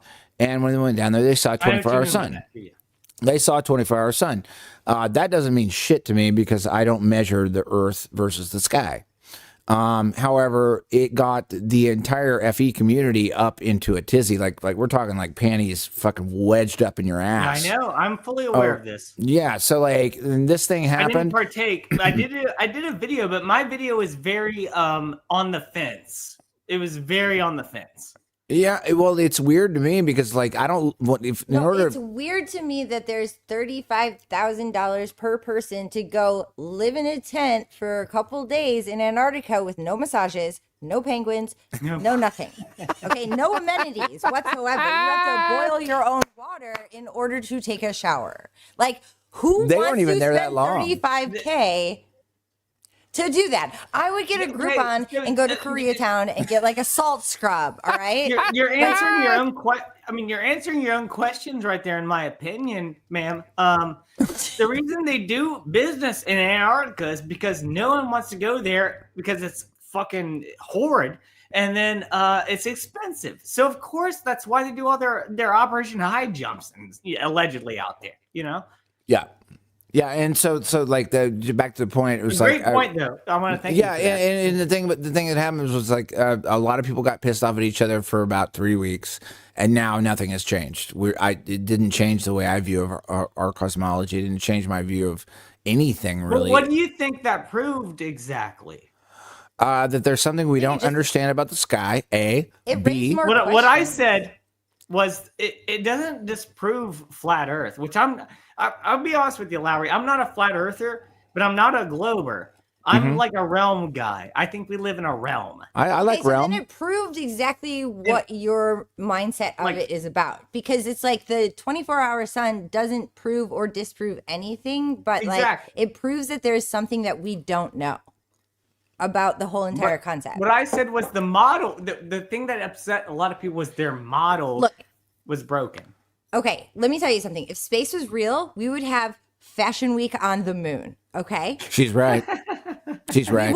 We would have fashion. There is no Fashion Week in Antarctica. Okay, there's not spring summer resort in Antarctica. You don't have that. Yeah, and you have Coca-Cola signs on the moon. You'd have like the Goodyear blimp would be You know how many there? pictures of the Earth you would have from the moon by now? It's just absurd. I cannot, dude. Normies, I cannot tell these people this. You can't even get into the conversation with the normie. Can we just be honest and just call normies NPCs? Well, yeah, that's what they are, NPCs. You can't, like, as soon as you say, hey, you're not actually seeing images from space, they're like, what? Nah. I'm like, what? No, seriously. Like, they're not actually taking them. They're like, no, I see them. I see the pictures with my own eyes. They're right there. I'm like, no, that's not what, they're not real. They're like, no, that's real. That's where I live. That's Earth. I'm yeah, like, buddy. It gets okay, weird. buddy, retard. It's like what we're actually doing is exploring back of our early childhood development. It's what we're really doing. We're doing Melanie Klein research back into like, if you look, and it's Dude, really this is so smart. I'm sorry to interrupt you. Dude, this is so good. I'll let you go. I'm going to mute my mic. Go ahead. I'll mute.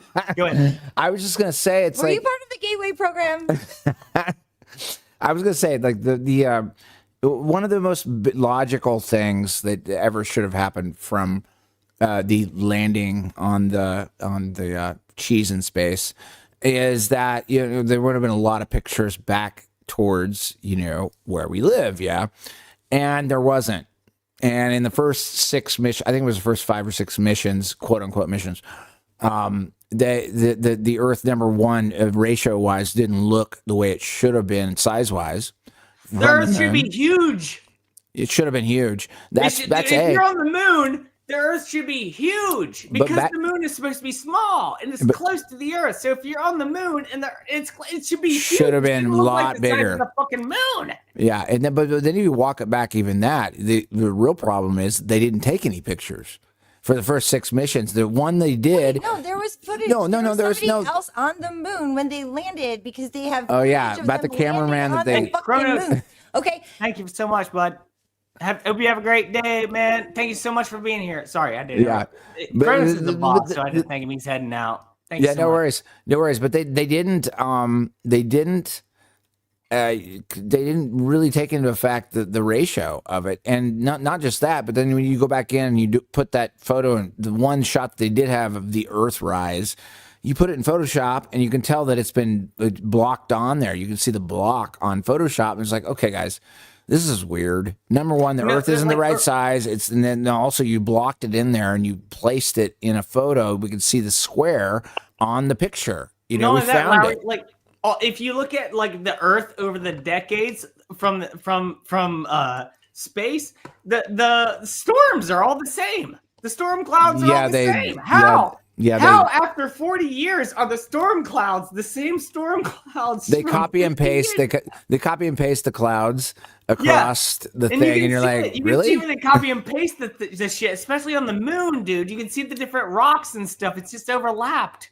It's really weird. It's really weird. I mean, at this point in time, I've been down this road so many times with so many people that I'm happy. I'm perfectly content in my life, and I like the fact that we live in a realm and we live in what I would call, and I'm borrowing this, the Antarctic Basin. In other words, we have a shore around us, and it's around us in all directions. We live in this place. I have a couple more questions for you for sure. Do you think that outside of our little dinner plate, there are other continents? Man, are you asking me to speculate? Are you asking me to speculate? Oh my God, there totally are. That's it. No, I'm asking you a rhetorical question. What I kind of believe in. You don't have to answer a rhetorical question. I mean, I'll answer it. I think that there's land in all directions, all like this. Just. I'm a never-ending earther. She's a never-ending earther. So She thinks she goes forever. The planet. The plane. You know what? The only thing I think those are underwater. The only reference I have on it is the Iron Republic, which was a book written by a guy in Florida who allegedly sailed around the outside arc, and then he found an entrance, and he lived with some people inland into Antarctica for like 10 years. He had a wife and then she died or something, and then he had to come back, and he wrote the book when he came back. What? Yeah, that's a real story. It's I gotta read that book. The Iron Republic is what it's called. There's a few other books that talk about the northern region. I am not qualified to talk about them, but I will talk about them once I read those books. But what we're talking about is, I think there's more land out there. I don't know where the end is. I don't know. It would just be speculation for me. What if everything just gets bigger? What do you think Whether about you go simulation away? theory, like That's the what I was Matrix? saying earlier. I was like, what if you go and you keep exploring, and then everything turns into like Honey, I Shrunk the Kids, because everything gets No. like bigger, and we turn into like little ants. Like that's where the giants live and the Nephilim Yeah. and stuff. Like wow. I mean, there is a definite argument for that. There are if you think about the term extraterrestrial or extra terra, that just means extra land. Yeah, terrestrial is land, extra land. Outer space isn't up and outward from a globe perspective. It's actually outward in the southbound all the way around in all directions, right? So like that would be a real good reason for why Spielberg wrote the movie and did the movie Extra 3D was The it extra testicle. Close Encounters of the Extra Close Encounters of the Third Kind. Close Encounters of the Third Kind, which was the extraterrestrial, which is ET, which would be just like there are people that live further out that way offshore that we've never met. And if you think about it, if you wanted to create a fence around somebody where they live and treat them like farm animals, you couldn't actually build the fence. What you would do is you put it in their mind and you would curve the fence around itself so that you cannot actually escape because you don't believe there's anything else there. And I think that's really what it is. I mean, if you were to ask me, that's my belief, is that they inverted the realm that we live in so that we don't think there's anything else out there, even though there I might agree be. with you 100%. That's what dude. That's where it comes, dude. Okay, let me speak for a minute. And I'm going to have to rant for a second in order go to ahead. make my points clear. Because I'm going to let you rant. I'm going to get a drink, but I'm going to definitely hear your rant. So I'm going to turn my speakers up and listen to your rant while I get a drink. So the reason, and I agree with you completely, they want us to feel small and not powerful at all when it comes to being here. And we do have overlords. I believe we live on a prison planet. And not imprisoned by spirituality, but our own people who believe in spirituality that affects things. What I mean by that is it doesn't matter if you believe in what the people who control this realm believe in. They're using that kind of weird black magic, I believe, in order to... There's no other reason. We'd all be equal. I mean, I don't believe in like DEI. But I mean, we'd all be more equal if, like, we didn't have these overlords who had these bloodlines. It might have come from allegedly Nephilim or something like that previously in the world, and that makes you think, like, well, who are we? What is our purpose? And as a Christian, my purpose is just to serve God and to make the world good. That's my purpose as a Christian. It's just try to be a good person. I'm not perfect. I'll never be perfect ever in my life, but to try to be a perfect person. Yeah, but that's where reconciliation comes into play. And I'm sorry? That's where reconciliation comes into play. With your soul. That's it. But you think, like, I really think that I think this whole entire realm is about good versus evil. I truly believe that. And the more I learn that, the better I try to be as a person. And I found myself today, and I'm not bragging, I feel like I'm the best person I've ever been in my life right now at this moment. I'm not perfect. I'll never be perfect. I got a lot of things I take care of. But right now, I'm better than I've ever been. And Imperfect I'm thankful for that. I'm perfect, by the way. Yeah, I mean, like, yeah, good. Like, I'm glad that you're there because, like, that's humility, man. Yeah, man. I don't think of myself as a good person, but I try to be good. Well, yeah. Well, I mean, why? Wait. Why don't you think of yourself as a good person? Can I reframe that? Because I don't I have a very hard time to answer a question. I don't know how other people do it, but I have a very difficult time looking at myself from a third person perspective. I have no idea who I am. Like, it's weird. I think I have like some kind of, I don't know if it's a mental illness or something. I have no idea who I am. You don't have a mental illness, objectively, Hoff, you know? dude. Stop with that talk. You don't have a mental illness. I have a mental No, illness. I mean, I don't think it's a mental illness, but I have some kind of like a block where like I have a really hard time with that. I have a very Okay, hard so time. let me ask you this. This is really important. hold on, Let me talk. Let me talk. I want to talk about that. Okay, so but what I really want to talk about is like, people ask me like, well, Alex, you say you're Christian friendly or you're Christian adjacent or whatever. I only say that because I never went to church. A, but B, what I always like to say is like it's really hard for me to argue against the example that Yeshua did. It's really hard to argue against that. It was kind of like, it's almost like the impossible example to live against because like that guy's too perfect, right? But it's like you strive to be that. You strive to be as good as you can. Example. And I'm no saint, dude. I'm no saint. But like you try to like, I'm pointing towards that because that dude was a righteous dude. And like, he was also a bad motherfucker when he walked into the fucking temple and turned those tables. I relate to that shit. I relate to when he walked in there and turned the tables on the bankers. And I will never not say that. I'll be like, that's when he was a fucking real gangster. Yeah, but do you think he wanted to do that? Yes, he did want to do it because No, that's. he didn't want to do that. Well, he didn't want to do it, but he had to. Yeah. Jinx, but also true. Well, it Touche. wasn't a want because that would have come from a desire to like destroy. He had to. No, he had, He had for to. sure. But I don't. It wasn't like a anything malicious it came from want.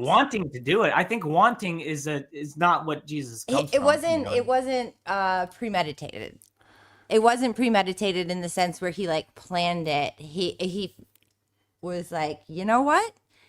I am putting my foot down and not letting people take advantage. He was talking about usury. That's what he was talking about. That's what it was. And that was his battle. And that's what he was saying. He was like, Oh my gosh, you I wish can't he went to This is my catechism. father's Honestly, house. You got to gamble here. Okay, I wish he went to catechism. I had to go to catechism. I was raised Catholic. I went to church every Sunday. I had the made my luxury of communion, not reconciliation, knowing religion, and then I just read the Bible, and I was like, "Well, I this is." grew up, I was raised Baptist. Oh, that's hardcore, dude. In the country on a dead end road dude. Okay, personal information here. I grew up in a dead end road in the country. When you first turn in off the route, there's a church right there, and that's the church that I grew up in. It was a Baptist church, and they were crazy as hell.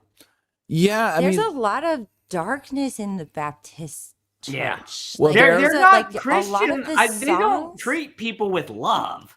They Just because you go to church, dude, I find a lot of churchgoers are more like cult members. They're not really followers of Jesus or the word. They just go there to socialize. They're followers of a facade in a sense. Like they have like a very sense of, I don't know what the indoctrination is. I mean, I understand Catholic a little bit more, but like the Baptist and evangelical and the apologetics kind of side to it is it kind of is really confusing because they use a lot of really dark imagery, but really high, like joyous tones with it at the same time. So the mind control with it. That's the inversion.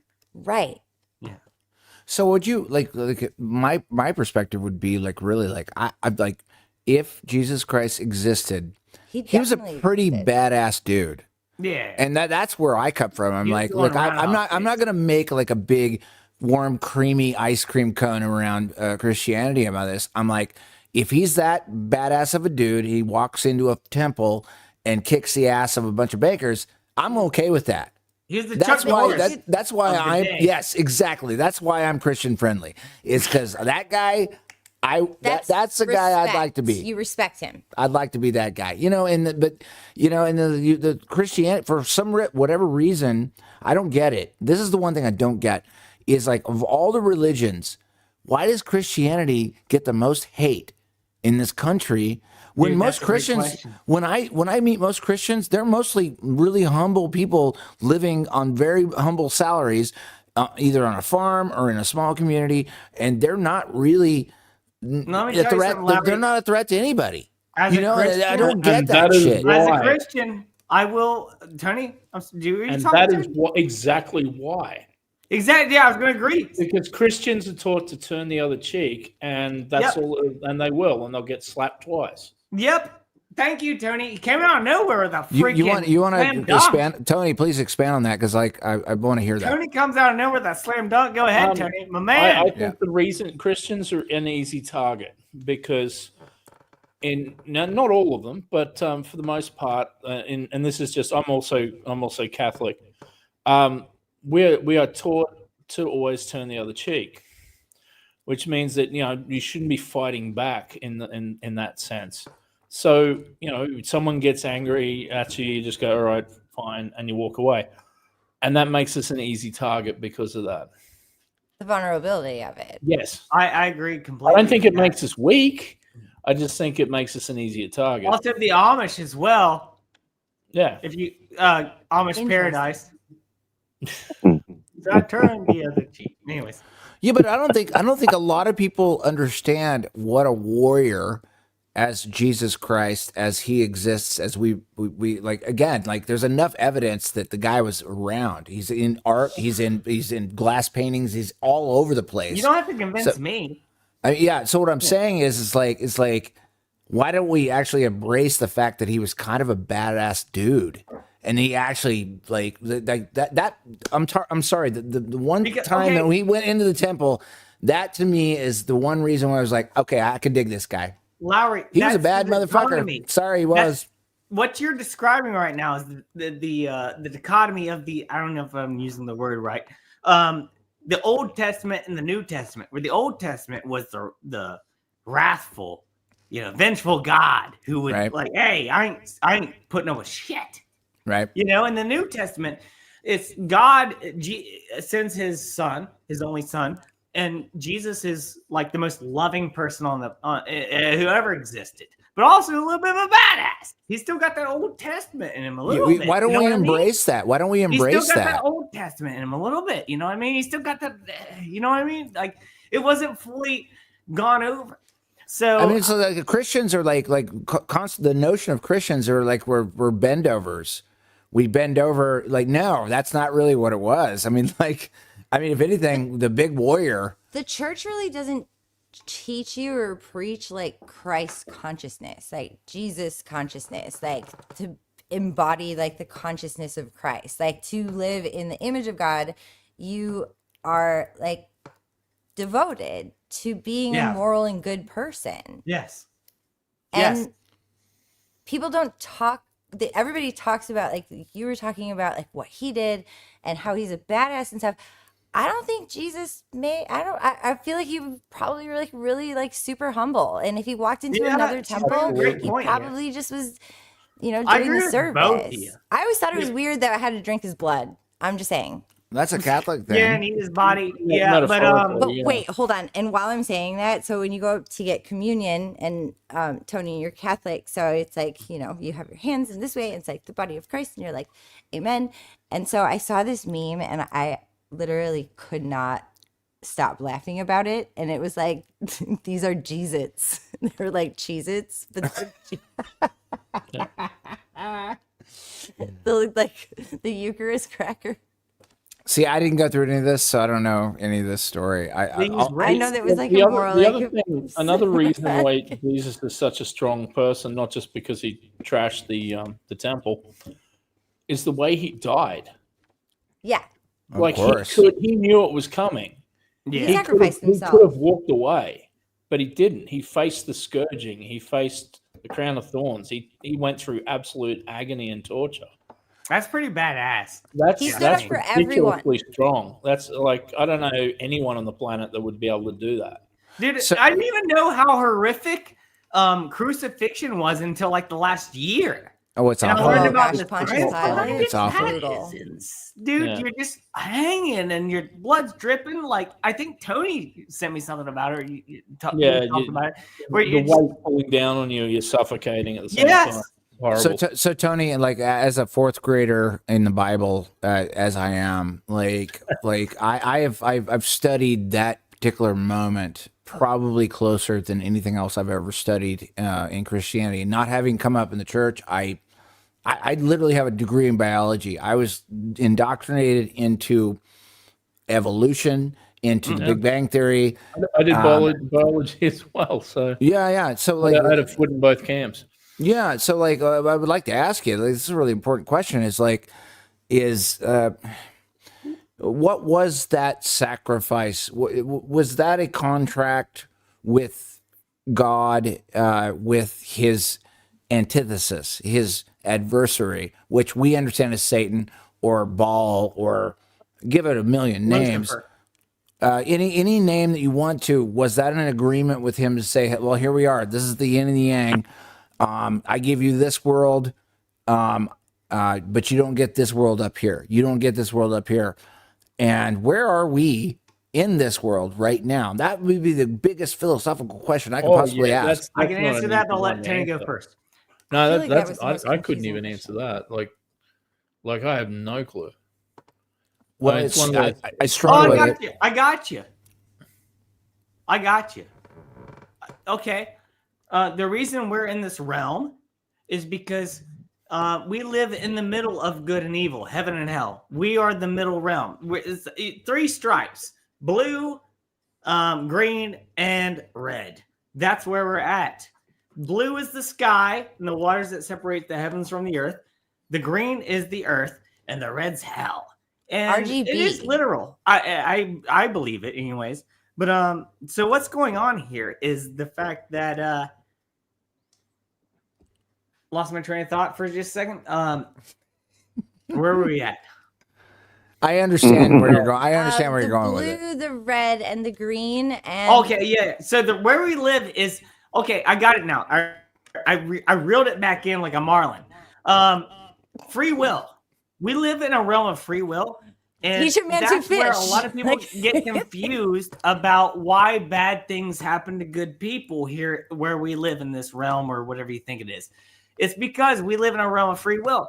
If God was a bad God, he would force us to worship him. But he gives us free will to do good or bad things in this realm, and then at the end of the day, hey, we go one place or another, But I don't think it's permanent, I don't think there's just 3. I think there's probably multiple, and you might end up in one for a little bit, and you go to another. Your soul and your spirit. I don't know enough about that yet. I'm kind of just getting into it. No, but you actually nailed. Like I was just on. We were on a show with the Sarge, and Sean Griffin. Sean Griffin has a intimidatingly grasp of the Bible that I've never seen before. I actually sat here. I was just sitting here listening to him. It was like 3 days ago, and they went through the whole free will thing. In other words, what would life be? What would your experience be without free will? In other words, that would make you actually go against your, call it creator, source, whatever you want to call it. But if without free will, then you're just in a prison. So God would actually have to make that agreement. No. Let me complete the thought, please. Okay. This is really important. Whoa. If God gives you free will, that means that you're not in a prison. But you have to make the conscious choice to come back and at least, in my mind, in my position, in my humble opinion, to make this world better. Yeah. Make it I agree better. Oh, dude. Yeah. We're on the same page, brother. On the same page. Yeah. That's where I'm at. That's the thing, man. I don't know where the war will end. That's in Revelation. You know what I mean? But we're in the middle of it right now. It takes thousands of years. Our lives are very short compared to the war that's going on spiritually. You know what I mean? Oh, it's we're in the middle of a spiritual war right now. sure. It's not even a question about it. It's No crazy. question. No question.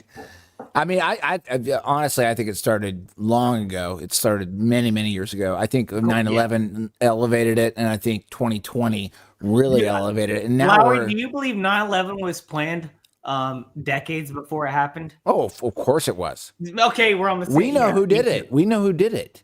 Yeah. You know, it's not a big surprise to like most of this community.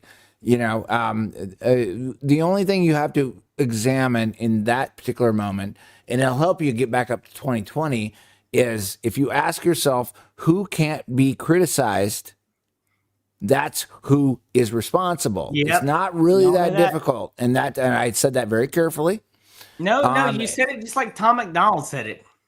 That's exactly what's going on, and you can also see the, you look at the stuff that's coming out of Washington. They're making laws right now what you can and can't do, and if you can't criticize something, that's where your enemy is. It really is. We're getting really deep here, man. Real deep. So, like, I like Trump, but I don't trust him. So I know his hands are in the pockets of Israel. I think he's a better choice than the other one, but he's. I have no idea what is going on, and it is like blowing my mind. It's pretty weird right now. Everything's weird. Everything's weird. Do you follow the U.S. debt clock? Yeah. Do you follow that? They Like just- the sovereign, like birth certificate whole. Yeah, Jim, you're talking about common law. Oh, she's talking about common law too. The U.S. debt clock. It's very, very specific, and it's like I started following it a few years ago when they first started, and I was like, "What is this?" And it was just this ticker, and it was weird when I first started following it. I had a client that I was like selling like scissors to, and the actual debt clock in New York is in Midtown, and she was working at a theater, and I was sitting there and I was looking at it and I was like, that's so weird. And then the Twitter thing came up with the US debt clock. So I've been kind of following it, but it's weird because it follows the whole Q narrative. It follows this, like, I don't know if there's like. What is the U.S. death clock? Whenever the noose drop? No, it's this website that tracks like all of the commodities and the debt that we're in, but they've been posting these weird cryptic messages for the last couple of years that have a lot of the sort of validation of the whole birth certificate straw man theory and all of that stuff. So like our sovereign, like our birth certificates are backed by stock and they were traded, and so therefore they're worth money and whatever. So for your future, that's real deep right there. Yeah. So but for your future reference, for your future listeners, Hoff, I'll explain it really fast and hopefully in under a minute. So like when we were so when we were this is before we were even born. There was some war debt allegedly back in the early 1900s. 1913. 1913, and the only way that the banks could negotiate managing a loan to say this land that we're on, they had to make each individual human being a piece of chattel.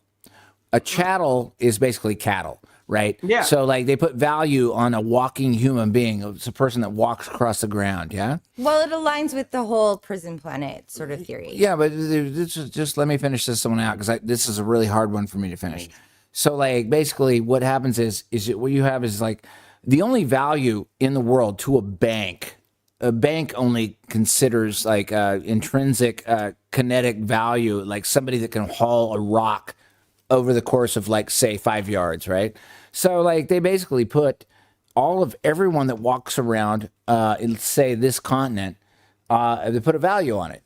And what they did was once they did that, then they could actually negotiate a loan against the value of all the people walking around on our continent, right? Right. Then that's different than sea time law, but common law, which is here. Is basically they made us chattel, which is basically cattle. I know. And then what they did after that was that now you've got an enormous amount of debt to nobody knows who our debt is to. Nobody knows who Our debt is actually 2. Is it Satan? I don't know. I would say like it's just above a Rothschild. You know, You're it's right. probably- You're right.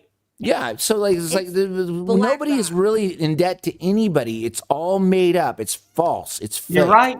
It's horseshit, right? But what we're talking about here is, and let's get to the bottom of this. Really, is like when you get everybody in this place that we live in to say, yeah, you know what? I'm not chattel anymore. I'm not agreeing to. You ever ask yourself, like, the bank owns the title to my house? Why does the bank get to own the title of the house? Why did they get that privilege? Why did they get that? You go back to the bank and like half the people at the bank, they're just employees there. So who's the guy that owns the bank? Like, well, why do you get to own the property or the title of this thing that's over here where I live in? You know, and you go through all of these things, and eventually what you end up finding out is that it's all an illusion. It's a fucking illusion. We can all build our own things to live in or make our own gardens or do all property this tax shit. should not exist. And here's the thing too. Like, I'm not a Trump supporter, but I'm really I'm enticed to find out what's going to happen here because he's abolishing so much shit right now. I don't know. That's why I said shake it I don't up, know what man. Shake I don't it know. up. I don't know what he's up to. And frankly, it could be fucking evil as shit. I don't really know what's actually happening or what he's going to do. But like, I just read through the U.S. aid thing like tonight.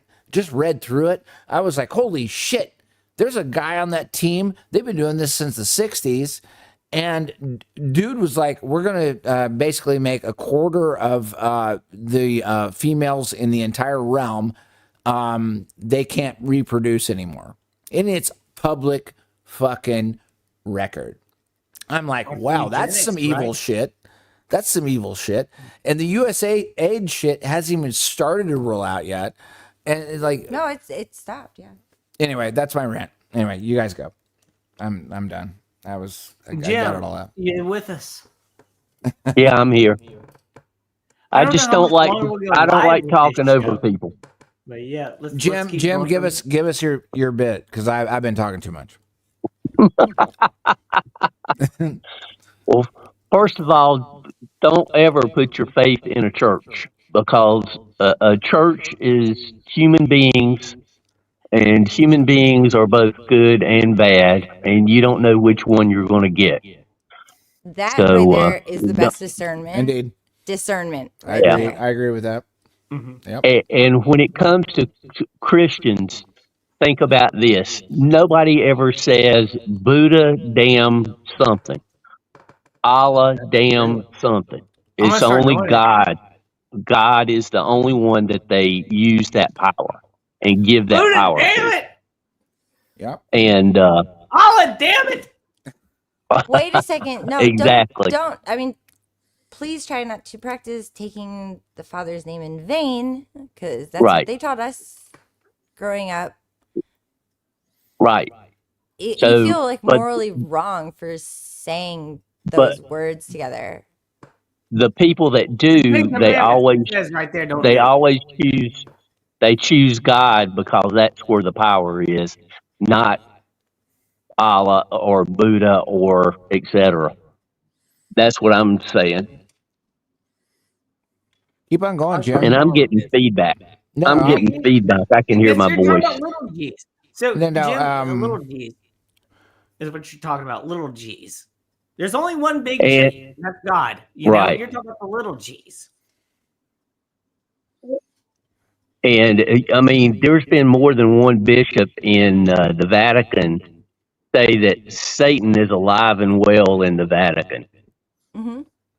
That's That- obvious. So that you know, would not surprise Satan me. is right. Satan is everywhere. So we've got to be on alert at all times with the information that we're receiving. You are exactly correct, and that whole concept of that, like that darkness is also like a shadow, and it manifests in places. The whole Santa kind of role, like think of like swallows in the sky that are all like this, and so when all of the symbolism is all like hyped up, and there's a lot of energy that is like pushing towards it, that's when those energies can manifest and they can try to sway like our consciousness, but we're not on the same consciousness as them anymore.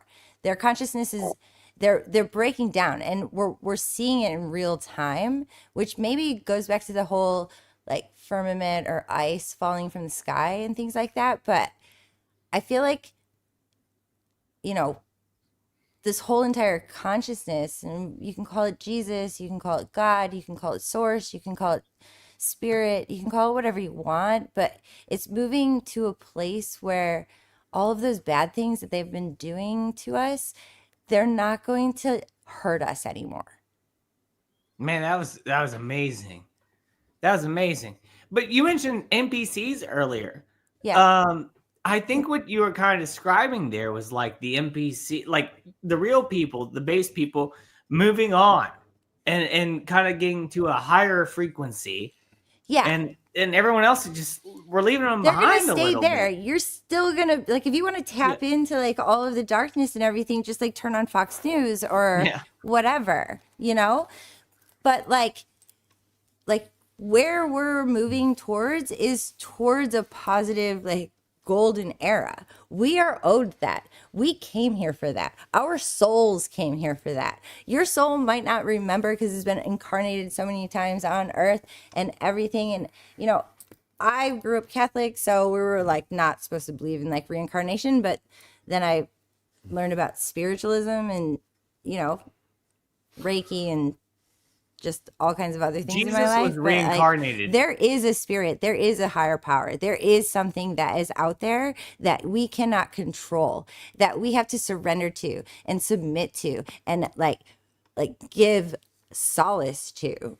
Like, or even, and you know what, maybe that outside source, maybe that outside source is actually within all of us. Maybe we That's what I was saying. Jesus was reincarnated in us. Yeah. Yes. Amazing. In our heart. Amazing. Yes. You just spoke some poetry on here on Hoffcast. This has never happened before. I've never really gone on a That's the most poetic and very well said phrases that's ever been on this channel. So I want to thank you for giving this channel that. Aw. I just sound like Dude, Gilbert Gottfried. You also Pop, got you're coming on tinfoil sombrero. Yeah, Have you got to seen come it? on It's kind tinfoil. of funny. You got to come on tinfoil at some point in time. And like you got to remember, like, one of the greatest gifts you're gonna get out of all of this, and like, you know, let me just pull up here. Like, I know we're living in a very small corner of the internet, you and I. We are creating the new world. Okay. But I don't want people in here if they don't get it. You know what I mean? Yeah, but here's the thing. I mean, like, Your energy's on point, and I can tell that. Yeah, and what we found out in the last 4 years, and the reason I popped back on here is like you just popped up on my YouTube. I was like, holy shit, I got to catch up with Hoff. You got to remember, like, we found out something in the last 4 years that a lot of people didn't. And it was a gift, and I thought it was a curse when I first went through it. This is a curse. This is like, what in the actual, you know? But now it's a gift, and the spiritual implications of what we found out is very important. It's very important, and I, as a non, almost not atheist, but just someone that just didn't give a shit about anything, that I actually spent time with the Bible. Oh, kitty. I went down deep and figured out some certain things that made parallel assumptions for me. And I liked it, and it made sense for me. Do you see? Oh, it's a kitty. It looks like Tutu. It looks like Tutu. I had a cat. That's the end of my rant. Sorry. Hold on. Yeah. Look at you have a tuxedo kitty. Alex, do you remember Tutu Balloon du jour? Yeah. I had a tuxedo kitty with a little black little dot on her nose that just had almost the same markings as. This is Dale, new to the family, 2 weeks. I thought I was allergic to cats for like 15 years, and then this cat, I'm not. So no, this cat's gonna come and heal you with her purring and everything. Oh my gosh, what's their name? Dale. Dale? Yeah, could look like Dale Earnhardt. Look at the mustache. In black and white, Dale Earnhardt. Yeah. Hey, Dale. hey, Tony. Dale Goodwrench Hoff is the name. Yeah. Hey, I want to ask Hoff. I want to ask Tony. You and Jim. I'm sorry, we've been talking so much. I want to ask Tony about a Bible verse, and I wanted to see what he says about it. That's right. Tony, Psalms 19:1. Can you remember that off the top of your head? My recollection of every. It's on Werner Braun's. It's on Werner von Braun's. I know what it is. I know what it is. That's the firmament I know. one. Just quote it for me. I can't remember. Hold the on, entire I'm Bible gonna quote. find it and I'll share it. Hold on a second. Do you want me to find I have it? excellent recall, but not that great. While you're looking that up, I have something to input here. The religion that Shirley MacLaine practices, Akinar, I'm not sure of the pronunciation, Is this but the I new have one? spoken. The one with the B No. apostrophe HAI. It's like, but like the Justin Baldoni thing has been all over the place with Blake Lively and stuff, and they apparently are part of it. And it's like this new religion that's beyond the whole Kabbalah religion that Madonna was doing like 5-6 years ago. Yeah. Do you know what I'm talking about? Well, Kabbalah, the Kabbalah that she was doing, she skipped over many of the steps that she was supposed to take. Of course she did. In order to prepare to do that. But Akinar has been around for a very long time, and I spoke to some people who are more knowledge than I am, and their opinion of reincarnation is that it does exist. The reason that it was taken out of the religions was because the priests were seeing that people were getting tired of the strife and they would take a life off, so to speak. And we're just going to have fun in this life, and then we know we're going to come back later and we'll improve ourselves then. Oh my gosh. I never even thought about that concept. That might be That one of the they- there biggest was, like, bombs just like, dropped okay, on this well, I'm just episode. gonna die, so Yeah, I it's can pretty just come cool. back Holy and like shit, reset Jen. myself. That's wild. So, Coming you- in with a That's so freaking bomb. again, Holy hell. you have to be on alert for, humans putting their 2 cents in, and for people manipulating it in order to retain their power. The reason that the tables got turned over in the temple was because they had, I have no other word other than bastardized the principle of Christianity. They were stealing. They were not doing what they were supposed to do. They were They were embezzling. trying to make money off of salvation. You can't gamble on the church. Yeah, Right. and well, I would also speak to They were that. skimming stuff off of the top, and they didn't. The checks and balances wasn't right, and it was immoral. It was unethical. It was like a Ponzi scheme. Yeah, and Right. I would also just entertain the fact that usury is an issue. It's an issue. It's a problem with those that we cannot criticize. Well, the Kardashians are doing it right now. They Yeah, have a what you- 501c3, and they pay themselves hundreds of thousands of dollars that they get from all of Yeah. these sympathetic fans that are donating a whole bunch of money, and they pay themselves a salary, and you only have to put back like a very small percentage of a 501c3. Yeah. Your Jesus operating was costs like, offset. Jesus is like, I'm cool with DraftKings, but just don't do it in my church. I just want to do a quick one on this. This is Werner von Braun. So he came over with Operation Paperclip. Operation Paperclip. I'm sure everyone here knows this. Yep. And this Date was he born? How come there's only a year to a year? How come there's no like actual date that he was? He brought a lot of Nazis in. Don't graves usually have the exact day that you die and are born? Sometimes. Yeah, but here's the thing. Why do they only have 2 years? The most That's so important, weird. Nicole. The most important thing is moving forward is that I think he put something out on his gravestone as a volunteering from deathbed. He's a I know what it is. reptilian. I already and know that what it is. Doug Yeah, it's I'm just I a already know what it is. reptilian that dug out of his casket and burrowed through the inner tunnels What of are you the talking about? world. And Oh, he What are you talking about? Werner von Braun. He's a reptilian that like. Come on, Jew tunnels. Yeah. No, he did. He dug a hole out of his casket and he dug a tunnel and he created a lair underground and he's just a vampire. I think honestly, you're kind of, it's a stretch. You're not I tracking like well it. on that. No, I like it. But this I is wanted to hear That's more. actually true. this is something that I can't get past, is that he put something on his gravestone that said, "Hey, we fucked with you. We hoaxed you. We told you what our cosmology was, and we lied." You And know I think Verbatim. That's what it says on his tombstone. Okay. Verbatim. Yeah, verbatim.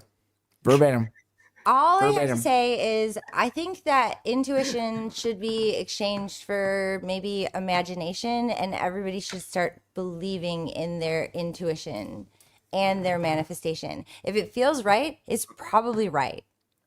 That's so smart. Yes. I agree You know, with that like, completely. if you can I've been going imagine with my gut a lot lately. You know what I mean? I've been going with my gut more often than not, and it seems to work out. Right. That's Or a very just good point. Your don't do anything. You're like, oh my gosh. NPCs can't do that shit. Hold on, you have to choose No, they something. can't. Hold on a second. You have to choose something. Do you want, like, I don't know, do I want the Vans or do I want the Pumas? I'm not sure which shoes I want. Not You Pumas, know- no. Definitely Vans. Yeah, and then you're like, should I get red or should I get this? What if you don't Checker. choose? And you just like You just blindly you pick. just you just reinvented the 1960s mantra. If it feels good, do it. No, that's Aleister Crowley. Do what thou wilt. Yeah, Yep. that one. Aleister Crowley's Thoth deck Yeah, I is just one of my dropped that favorite tarot. one. Like the tarot deck, the Crowley Thoth deck is really, really powerful. If anybody knows about it, but I want to get that Illuminati card game so bad. which one? I'm about to fork up $400 for that Illuminati card game, dude. You ever heard about the Illuminati card game? I'm talking about yeah. it so You much don't on need Hoffcast. to, no, Hurry you up, don't like, even have to every do that. week. You can find all of them on the internet and you can just print them out. No, you have to do the original. You can't print them out. You can print them out on a printer, yeah. I don't got printer or cards. Well, you can upload them to like Walgreens. Well, no, I'm sorry. Yeah, you can. Yeah, I Okay, can you look don't at have to them pay online, too. I can see the $400. pictures. I want the actual physical thing because it's like a piece of history. Like a collector. Yeah, I'm a collector. I'm definitely a collector. Look at my fucking home. You look like somebody Yeah, who would fucking- have like the original Settlers of Catan and like No, I don't play board games. Pokemon. I like Pokemon. I used to. I still kinda, but I don't. Uno. Like, I'm I not bet you have an original Uno deck. No, No? I play guitar. I'm like Lowry. I make music. I hear you. I want to hear your music. man. An original Rubik's Cube. Hey, I want to give everybody out there, love you guys. We're gonna Hold on, go on before you to head our out, life. Yeah. She wants to go hear ahead. some music. I'll play an outro song. All right. Yes. Play us While he's doing that, it's a pleasure come meeting in you the guys. after Hope to catch you again. Yeah, is that Jim talking? I'm Yeah. doing so much improv Yeah, thanks, lately, Jim it's and retarded. Tony. That was And awesome. we are very. Hey, hold on a second, Hoff. Let me finish this off with. I'm a big respect.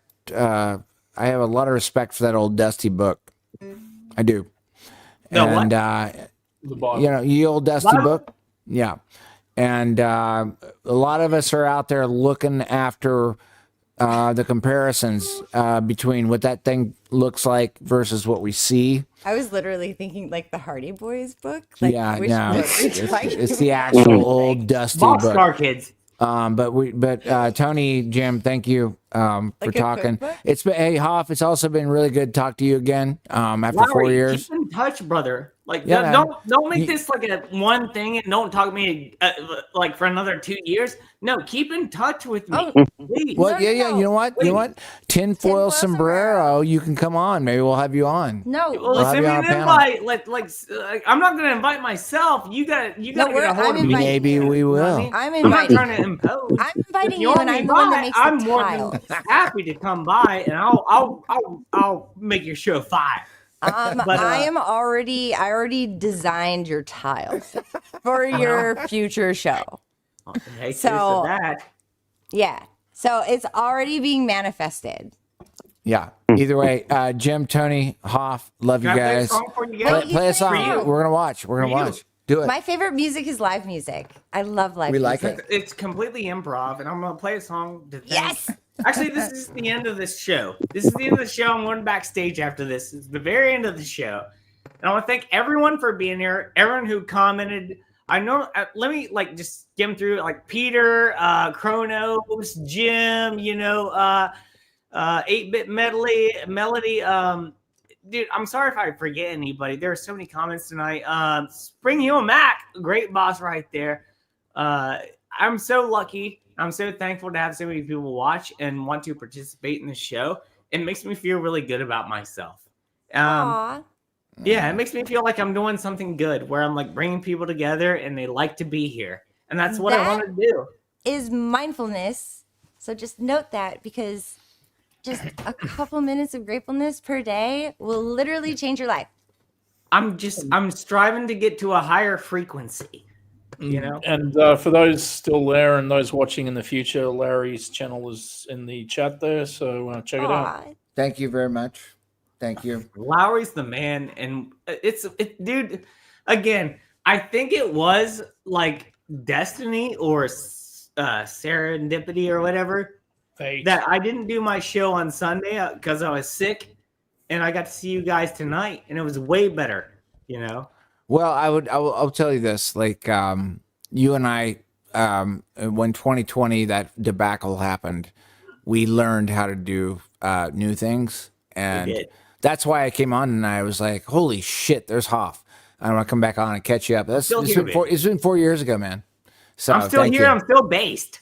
All right, I'm based as man. fuck. All right, here's a song for everybody. All right.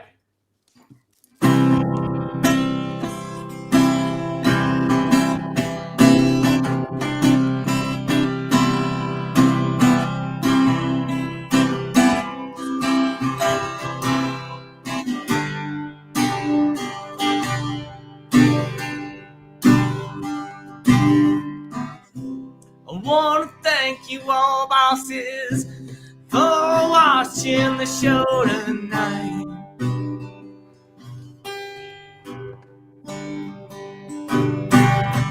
I want to thank Lowry for showing up and thank his lady for showing up.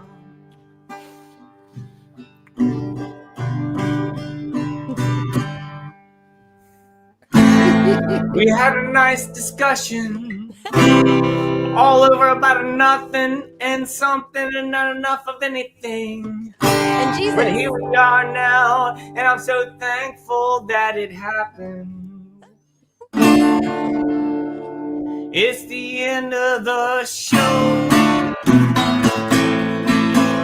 I want to thank you all for being so fucking cool. Nice. It's the end of the show. I want to thank Lowry and Tony, and last but not least, Jim. Y'all are freaking cool, man. Oh my god! And I love going I just gotta go. I gotta go. And I want to make it clear that I will not go anywhere because I'm still here. Jim, Tony, Hoff. Love you guys. Liberate. Wait, so you are going here? You're going here?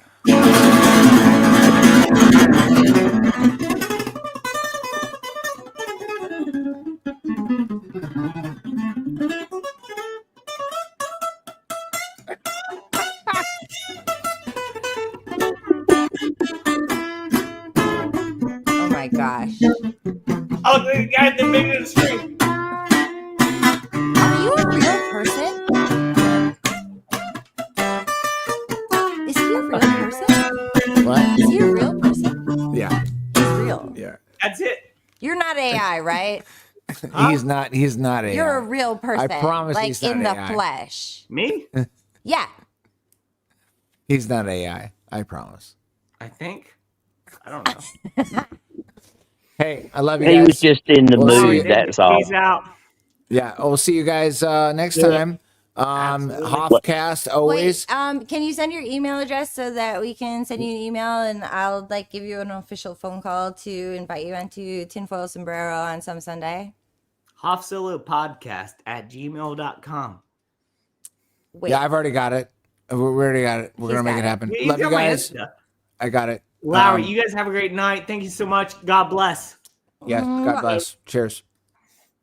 All right, Tony, Jim, anything else you guys want to say before we go backstage?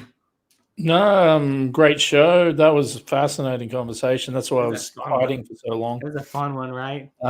But yeah, thanks to everybody, and hopefully, all had fun. And yeah, Love you, Tony. Great Jim? show. That's a great name. Tinfoil Sombrero. Yeah, I love it. That's fantastic. It's great.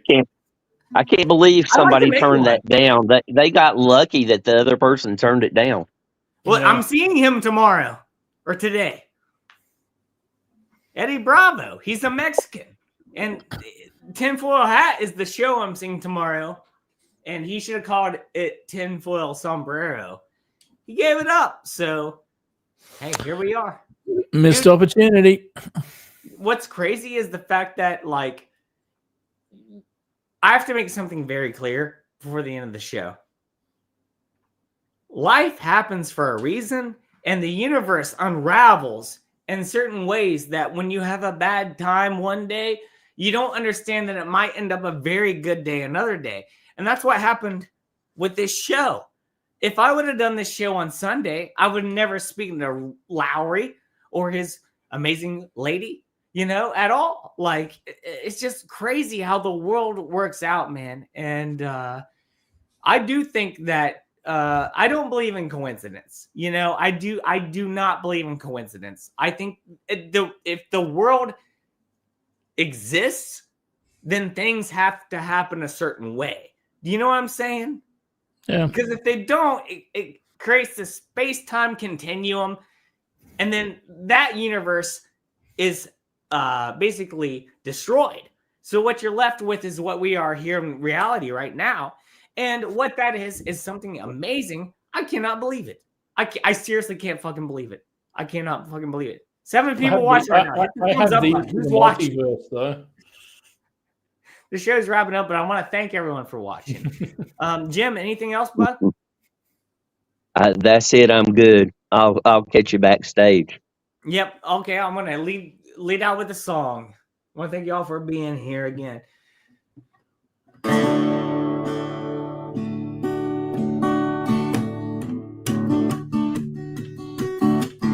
Deport them Mexicans, deport them right away.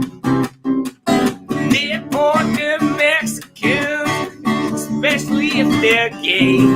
Oh, that's a bad song. Okay, I go. See you guys.